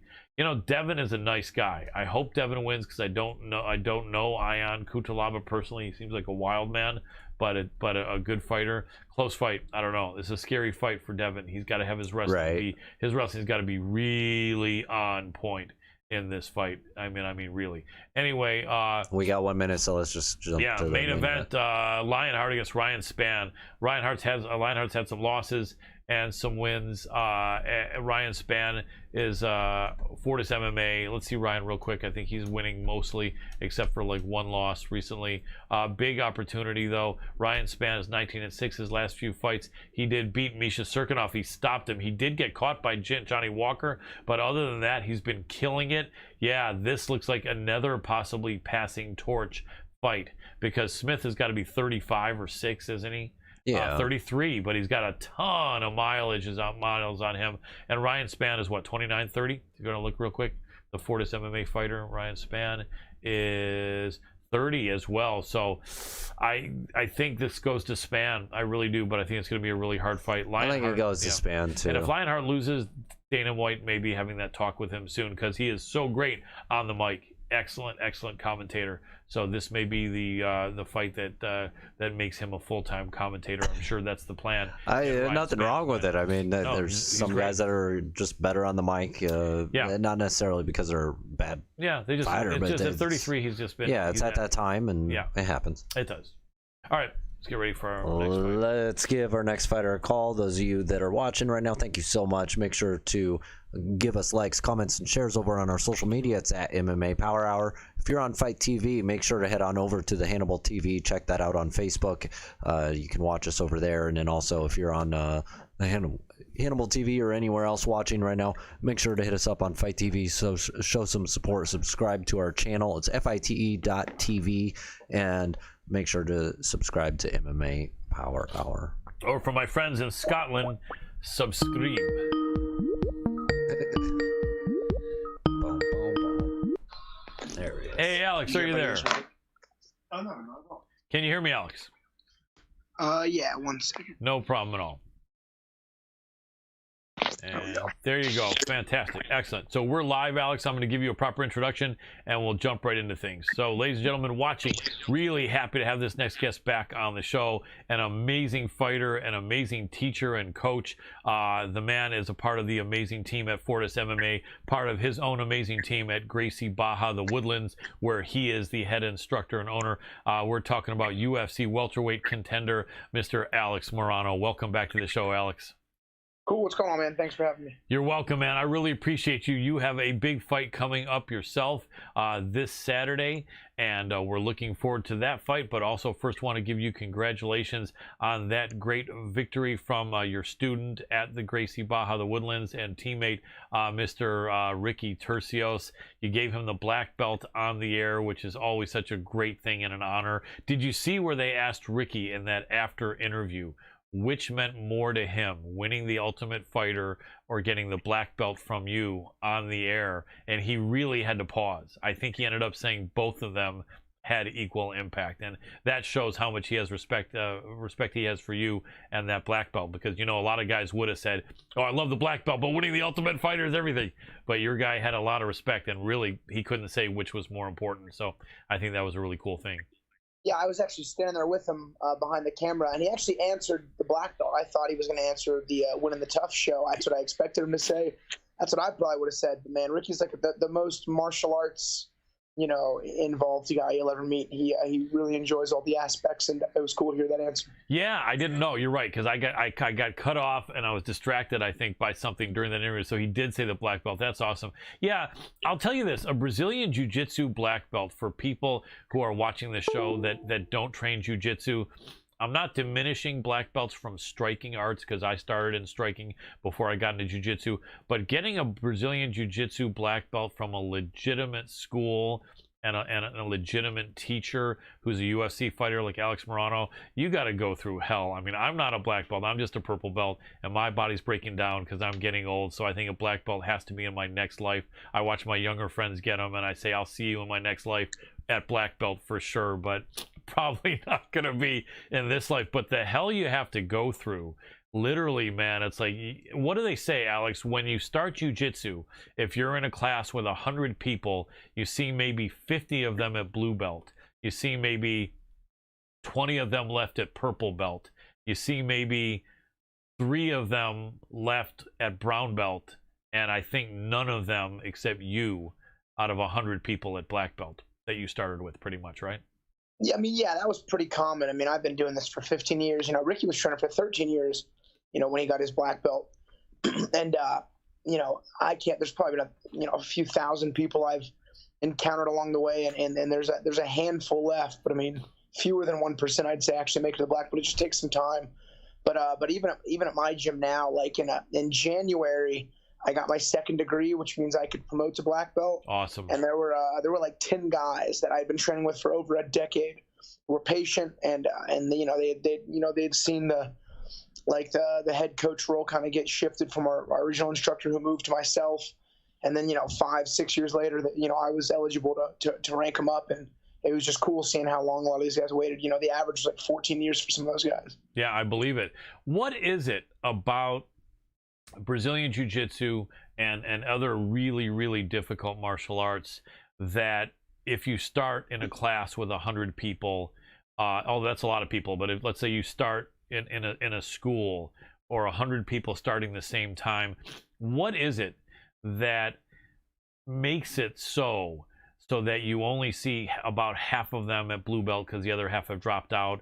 You only see about half of that at purple belt. You only see like 3 or 4 of them still training to get brown, and you're the only guy out of 100, one guy to black belt. Why is it like that? It just takes some time, and like jiu-jitsu is the one thing you can't like fake your way through a rank. I mean, you can give me like 100 random grapplers and put them all in white belts, and I could roll with them and tell you pretty accurately like what rank they are. It just takes time to get to a certain level, and a lot of people just don't stick with certain things for that long, or they deal with injuries. I've seen all sorts of people come and go, and for good reasons too. One thing I would never like hold it against anyone if they ever changed their goals or had something else in life pop up. I always kind of encourage them and just wish them the best in whatever they were doing afterwards. Yeah, absolutely. Now, what's your thought really quick on the curriculum for kids? I believe, and I'm sure with your school being a Gracie Barra school, I believe that you guys adhere strictly to that up until 16, the highest belt you get is like a kid's green belt or something, or at 16 you can get a blue belt. Is that right? Yeah. And not before 16. Correct. So even if a kid started at like 5 years old or 9 years old, and literally at 16 he moves like a black belt, it has to be that his promotion is to blue belt at 16. And I like that. I like that, because it's just a respect thing and a maturity thing. And even if a kid has amazing skills, I think it is correct not to put a black belt around an 11-year-old or a 14-year-old or a 16-year-old. What do you do when you have a 16-year-old, and has this happened yet, where you have a 16-year-old who probably might even merit like a brown belt or possibly even a black belt. When you put the blue belt around him at 16, as long as he continues, can you get him to black belt quickly or brown belt, or do you still want him to spend years after that, even if his skills are already amazing? Yeah, I would have to look up some of the rules. Like, I think there's an age restriction on purple belt, and maybe like 18, and then brown belt, I think maybe 20. But just a good example to see that like done appropriately is look at Roberto Jimenez. You know, he was training as a kid, you know, was a blue belt already beating black belts. And then, you know, he was a blue belt for a while until he was, you know, eligible to get his purple. And then he was a purple belt beating black belts. Then he was a brown belt beating black belts. Now he's a black belt going in some of the best guys in the world. And the black belt's a good, like, neutralizing belt. There's just crazy levels to the black belt. But, yep. I mean, if you're curious, check out Roberto Jimenez and look at his time frame. And he's probably the best guy in the world to do it. Also, I'm sure Nicky Ryan, I know he doesn't do as much gi work, but he's another, you know, super young phenom. He's a little bit older now, but you can go back and look at his kind of historical track record of his age and his rank, and that would give you some of the world's best examples. Without a doubt. I had Gordon Ryan on the show here about 2 months ago, and we had a good chat, and he threw his brother Nicky in there, and I don't remember what the answer was, but I asked him his thoughts about where his team was going to go, and this is before they made the decision to go to Texas. As far as like who had the most potential and who, you know, was really going to be a person taking his place while he was out, before it looks like he had something, you know, had some good words about his condition, which was recently, but he threw out some interesting words about what he thought his guys had as far as their strengths, as far as Nicky Rod, as far as Nicky Ryan, and as far as Craig Jones. And he mentioned who had what strength, really, which was their best quality. And yeah, I think maturity, because I think because of age, because I think Nicky Ryan still might be like 19 or something like that, and I think because of that he isn't a black belt, and he might not even be a brown, because like you said, that might be 20. And so it's amazing the dues they pay. Do you ever have a thought when you look at a striking class, and I'm sure because you're a good striker yourself and you've trained for a while, but I went to a karate promotion event with a girlfriend of mine a few years back, and she had a little niece and nephew who were like 10 years old, and they were both getting their black belts. And I won't mention the style because I have respect for all styles, but I remember kind of sitting there, and it was a nice ceremony, and their form looked good, you know, they're 10, 11, 12 years old. But I remember I said to her, I said, I don't like seeing a black belt put around a child. And I just said, you know, because unfortunately, if you have a child who is, you know, even though a lot of kids are big and tall nowadays, who's like 5'8" or 5'3" or even 6 feet tall, but 130 pounds, and they're a child, and they're a black belt, they're still not really going to be able to defend themselves against an adult if they're attacked. And I just feel like, how can you put a black belt around someone who is not going to be able to even defend themselves against an unskilled adult? What's your feeling on that? Yeah, I mean, it's you know, it's the same reason people do most messed up things. It's for money. You know, usually the traditional martial arts, you know, like belt ranking, promotion, whatever. It's just like there's belt fees and promotion fees. It's just a money grab, and you know, the legit guys are legit, and they're gonna know it. And that's just, the traditional martial arts game has just changed so much, really, since the UFC came out. And everyone kind of found out like Muay Thai and kickboxing and boxing is the way to go if you want to learn how to strike. And, you know, in all three of those, you know, there's not a lot of like belts, especially of course in like boxing and Muay Thai, there's no rank. And you know, that's not super surprising. I think it's good for kids that you get that discipline, but like, depending on the martial art, a black belt is a lot less impressive. Yeah, without a doubt. Another thing is, I think when you have these children in a traditional art and they get their black belt and they're 10 or 12, a lot of times that's when they end up saying to their folks, can I finally be done doing this? And their folks are like, okay, you got your black belt, yes, you can finally be done doing this. And a lot of them just literally turn their back on it and never are involved in martial arts again. And it just seems to me like, to get your black belt and then literally say, okay, can I be done now? And literally put it in a dusty, you know, basement is just, I don't like that. To have gotten something that means something like that, and then literally you never train in the martial arts again, I think it is a problem, because it should mean something, right? And it should mean that you have interest in this. I mean, yeah, I couldn't agree more. Yeah, I appreciate that. All right, so excellent win for Ricky Tercios. Unique dude. That guy is a character. They showed him, he was singing. What song was he? Yeah, Freebird, the classic classic 70s song, and they didn't have the rights to it, so Karen Bryant had to just show him singing without sound. But that's a really cool dude, and I can't wait to see him continue. Let me ask you real quick about that fight. He had a hell of a fight there against a wrestler who was really determined to beat him. And one of the things I noticed in your guy Ricky was that he just was so determined to not lose, and I was cheering for him to come back, and he had to be busy after those takedowns. Not that he was getting beaten really, but he had to be busy. And one of the things I saw him do that I don't see a lot of fighters do is really turn it on. Like, you could tell Ricky had a sense of urgency. And sometimes you see fighters don't have that, and the commentators are saying he's got to get going. He's got to feel some sense of urgency. And you see the fighter not feel that. And then the fight ends, and we're just saying, man, why couldn't he feel that urgency to get busy and just throw it all out there? But I think it's because sometimes fighters just don't want to get caught, or they're tired, or they don't know. But what is it that just Ricky just seems to have this warrior spirit? Because, like, he did it. People didn't have to yell, do something, come on, Ricky. The dude's pretty self-motivated, isn't he?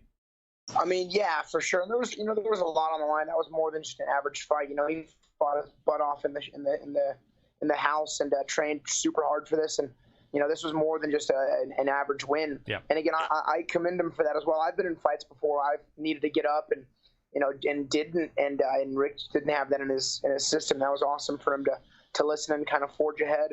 And I remember when they were reading the decision, I was like worried, it was a split. Yeah. And then our striking coach, Matt Wald, he's been with us forever. He's like, man, we did all the damage in that fight. Yeah. And I was like, all right, cool. And then sure enough, we got the decision. And then we went back in the hotel room and we watched the fight again. And then watching it, the second time, it made me realize that, Brady fought hard and did great. He really cleaned a lot of things up, but he didn't threaten a single submission. He didn't really land anything on top.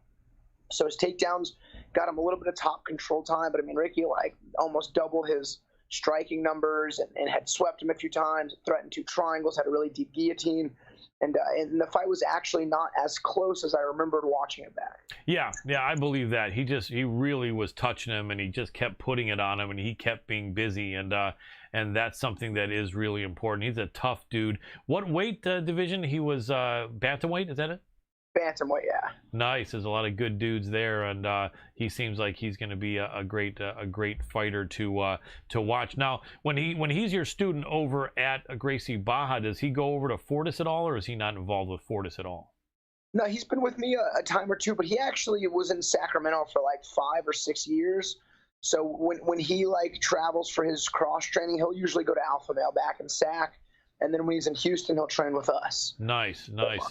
So he's got a good little duo camp split, much like myself. And I like how that works. And I remember early on, way back in the early days, and maybe not even that long ago, everyone was discouraged from that because people would be mad. Like, you remember the situation where TJ Dillashaw at first had left Alpha Male, and all he did was say, hey, look, I know the head coach is no longer Bang Ludwig.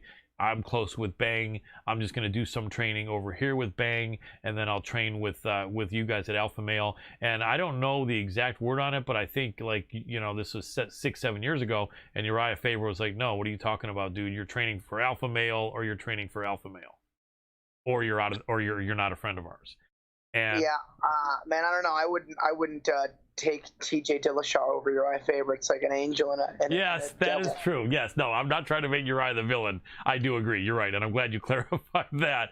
But I guess my point is, and sorry if I stepped on your words, that I think now a lot of schools are understanding that they need to be looking out for the fighter himself and even if it means when he's over on this coast he can train there, it's okay. So I'm liking what you're saying, and I think things are changing that way more, because I think it used to be schools were like all tripped out on the fact that they don't want their guys training anywhere else.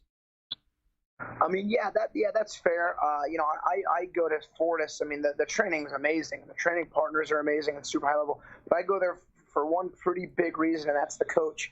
He's just able to like guide myself and my coach on like what to do. So I mean, he's very tactical. He's awesome. Yeah. So I just needed some higher level guidance, and I found it in Coach Safe over at Fortis. Absolutely. And yeah, and I was going to say, you know, I give you respect for not giving Ricky any problems when he's on the West Coast to train at Alpha Male, because a great combination, I think, with you, with Gracie Baja and them. Absolutely winning combination, as we could see. So you got David Zawada. What do you think of that fight? This was a quick one, too. I mean, you had that impressive win over Cowboy, but obviously they have so many fighters that it's just so hard to find spots. Obviously, ideally, might have been a full camp for you. Were you pissed off at all when you fought that really high-level fight, and you might think they might say, okay, we're going to reward Alex with a co-main event or this big fight, and instead they got a quick turnaround. Were you okay with that? Was it that you wanted to fight sooner, or how did that come about, and what's your feeling on the fact that it's a short notice fight here against David Zawada? Yeah, I was training super hard after that Cowboy fight, thinking they'd offer something, and I just never really got an offer. And then as soon as I started to like kind of ramp things down, is when I had gotten an offer to fight in December. And I was like, man, I didn't want to wait till December. And they said they needed somebody to fill in a fight in 2 weeks. So I decided to choose that. And I mean, yeah, big opportunities are great, but I really don't care. I just enjoy fighting. And especially getting paid, so yeah. I was happy to step in. Absolutely. Was that fight made before you were at the event with Ricky this last weekend, or after, or during? It was before. So okay. I had caught wind of it on Friday. I trained really hard on Saturday, Sunday, Monday, and then had gone up to Vegas with Ricky last Tuesday. Did a lot of training here in Vegas with Rick and my coach, and then went back home, trained super hard Sunday and Monday, and then landed back in Vegas today. That's good to know, because I would imagine that cornering teammates is a good thing, because once in a while I would suppose it's possible that Mick Maynard or Sean Shelby would actually see a fighter there cornering another fighter and then say, yeah, that's right, that guy's really good. Let me get him a fight. So it probably never hurts, although that wasn't the case in this case. They had already talked about this with you before they saw you. But I guess sometimes when the more you're there in front of them, the better. And so how do you feel about this fight? You're in shape. 170 is a cut, but it's one that you're used to. And David Zawada is a tough dude. The odds have you about a 2-1 favorite. And what do you think about this fight? What does David Zawada have to offer in this matchup, in your opinion? Yeah, I was somewhat surprised on the odds, man. He's good. He's had 4 fights in the UFC with 4 very, very high-level opponents. 2 of his losses are splits, so they certainly could have been wins. His loss against Li Jingliang is no knock. Li's a beast. And then his win over Habib's brother is huge. Yes. I mean, the dude, he's one of those guys. He's a lot better than his UFC record shows. And thankfully, I was very aware of that, so I'm not taking this fight lightly by any means. And I'm just ready to go in there and have some fun and punch him in the face. I love it. And you're going to have Coach Safe in your corner. Do you have, I guess, answer this question for me, because I think things have changed in the COVID era here, the pandemic, which hopefully will be done soon. But they're allowing you, 3 cornermen? Is that it? Yeah, it's pretty average. And I know you always have Coach Safe. Do you have 2 other guys that are pretty consistent with you? And who do you plan to have on Saturday with them? Yeah, so I have my longtime striking coach. I mean, I've been with him for 13, 14 years. He's sitting right next to me, actually. And he's actually been in my corner for every one of my fights since I was an amateur until now. Yeah, his name's Matt Wald. Matt Wald. Okay, how do you spell Wald? W-A-L-D. Wald, all right. So, yeah, we want to make sure he gets some love there, because he's doing some great work. Respect to you, Matt Wald. And then who else? And then Safe. And then I got one of my training partners. I brought Ricky in the past, and then I got another one of my guys at the gym named Jake Heffernan. He's a pro himself. He's 8-2. I'm sure he'll be in the UFC soon. But I got Coach Safe, who's like the head coach. I got Matt. He's my striking coach. And then I got one of my training partners who helps me warm up and kind of gets me pumped and ready and kind of keeps me active all fight week. Absolutely. And you've got some great partners over there at Fortis, a lot of people that are between 170 and 205. Do you ever get any use out of any guys that are like light heavyweight, or at 170 do all your training partners pretty much need to be between like 55 and 85? No, I mostly go with welterweights and middleweights. I've done like a couple of kickboxing rounds with some of the 205ers, but they're so big, and there's a lot of 205ers. They usually go with each other, but I mostly go with the welterweights at Fortis, and then the middleweights and welterweights are around Houston. So I'm happy with my high level pros. Absolutely. So yeah, this is going to be a great fight, man. Can't wait to see you do your thing. One thing I was saying is that you are a very high IQ fighter.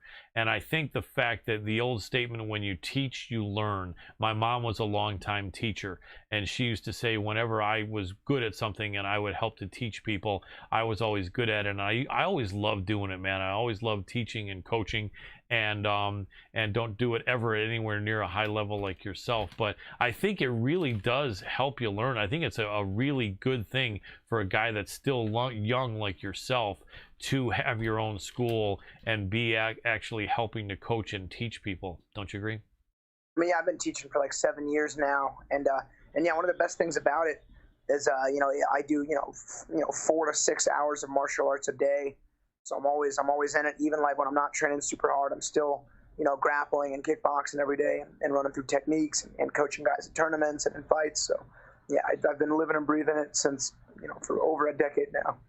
Excellent. Now, when you are as knowledgeable as you are, I know you look toward the great coaching of Coach Safe, but I would imagine every coach coaches a fighter differently. If Coach Safe had a 21-year-old fighter who had virtually no experience as a pro, the coaching he'd be doing in the corner is a lot different than what he'd be doing for you. But with all the knowledge that you have, does he kind of check your opinion and your thoughts sometimes between rounds, or will he just always say, hey, here's what I think, and hopefully Alex is not insulted that I'm telling him something that he already knows?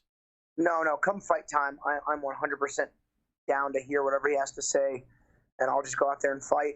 Usually before the fight, we'll watch tape, and he'll throw me some ideas, and I'll throw him back some ideas, and if he doesn't like him, I'll tell him. If he does like him, we'll work around it. But now it's a really good system. I'm very much so a student when it comes to being with Safe, and I prefer it that way because I actually needed that. I had to seek that out. Absolutely. Makes sense. We only got a couple minutes left, and can't wait to see this fight on Saturday. Anyone else from Fortis or from Gracie Baja, the Woodlands, fighting Saturday?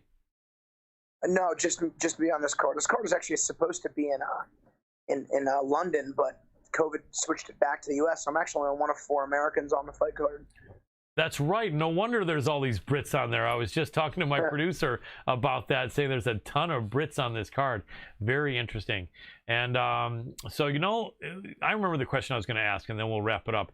What is it that helps a fighter fight with a high IQ? Because you'll frequently see fighters making mistakes, or people writing and saying this fighter really doesn't have that high an IQ. They seem to get confused. What has helped you, and what do you think the difference is that makes some fighters get recognition as having a really high fight IQ and some not? Yeah, I think that's just kind of like based upon past experiences. And I first started training and fighting, I was no athlete prior, was not like a street fighter by any means.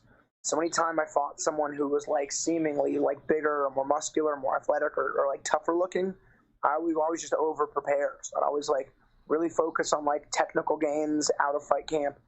And then I was treated by fight camps very serious. I've never had one bad preparation for like 40 plus fights. Every fight camp has been like maximized. I think that's helped a lot. Makes sense. After a win here, and I know you're not looking past this opponent, but do you have any plans to call anyone out or say anything after you get a victory here? I mean, not as much. I usually play that by ear, but I'm looking to hopefully fight in December as well. So, I mean, that would be good. Fight on Saturday and win, rest for a little while, then go fight again in December. Absolutely. What's the best social media place to follow you and support you? Everything's Alex Morono MMA. Not super active, but I'll post some fight news. Awesome. Alex Morono, I really appreciate you. You are the owner and head instructor at Gracie Baja, the Woodlands in Dallas, Texas. Is that, or Woodlands? The Woodlands, Texas. That's in like North Houston, Texas. Excellent. So you guys want to go and learn from an active, successful UFC fighter, go check it out before so many people go there that there's no room left. And we already have no room. oh well. Well, get on the waiting list or do something. If you guys are there, you couldn't learn from a better guy than Alex Morono. Alex, I really appreciate you. Best of luck on Saturday. Can't wait to see you do what you do. I've got all confidence in you, and really appreciate your time, brother. Cool. Thanks, man. Take care. You too. And that was Alex Morono, a really, really good guy. He's been on our show several times, and he definitely has a big fight coming up this Saturday against David Zawada. Short notice. Yeah. He is ready, and he is a beast. And I think that, I'm glad he wasn't. Well, he said he did wait after that Cowboy win to get a call. Yeah, sometimes I think they just have so many fighters on the roster. I mean, because you beat Cowboy Cerrone and you're an underdog. To me, get the guy a high-profile fight. Don't make him sit around for 4 months after that. But they've got so many fighters that are wanting fights, and so it is what it is. But I think that I hope, all respect to David Zawada, but I hope that Alex goes in there and just annihilates this guy, so that they can realize that next time, don't give Alex Morono a short notice fight against a guy who he can beat lower down in the card. Right. So that's my hope. Alex annihilates this guy. The next fight, they give him a full camp, and he's high up on the card on a pay-per-view or something that he deserves. So that is my feeling and belief for Alex Morono. I believe so as well. Well, thank you everybody for tuning in.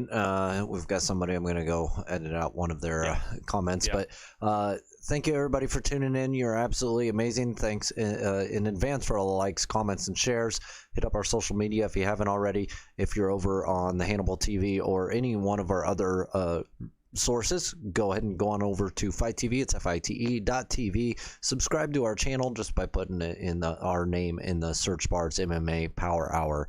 And if you're on Fight TV, like I said, hit up all these other places. Love you guys. Absolutely. I'm out for the night. Thank you for all you do, Dr. Adam Roorda. It's amazing. Really appreciate you, brother. You're a genius, a streaming genius, and producing genius. Thank you all so much. I'm sure we may have comments from our good friend Marcus23, who is a big, long-time supporter of our show and friend, and grateful to him and all you other guys. And we are going to have next week Matthew Semelsberger, Semi the Jedi, the great UFC welterweight, on the show. Can't wait to have him on, and we're going to see who else we can get, but it's going to be some good people. We really appreciate you. Go out and spread the love in a positive way. Be that guy, be that girl. It'll come back to you a million times over, and we need a lot of love during these hard times. So take good care of yourself, and just know that we really appreciate you. So for the entire team here, Dr. Adam Roorda, this is Colin Crandall, if I can say my name. Big love and respect to you. And for tonight, I am tapping out. Peace.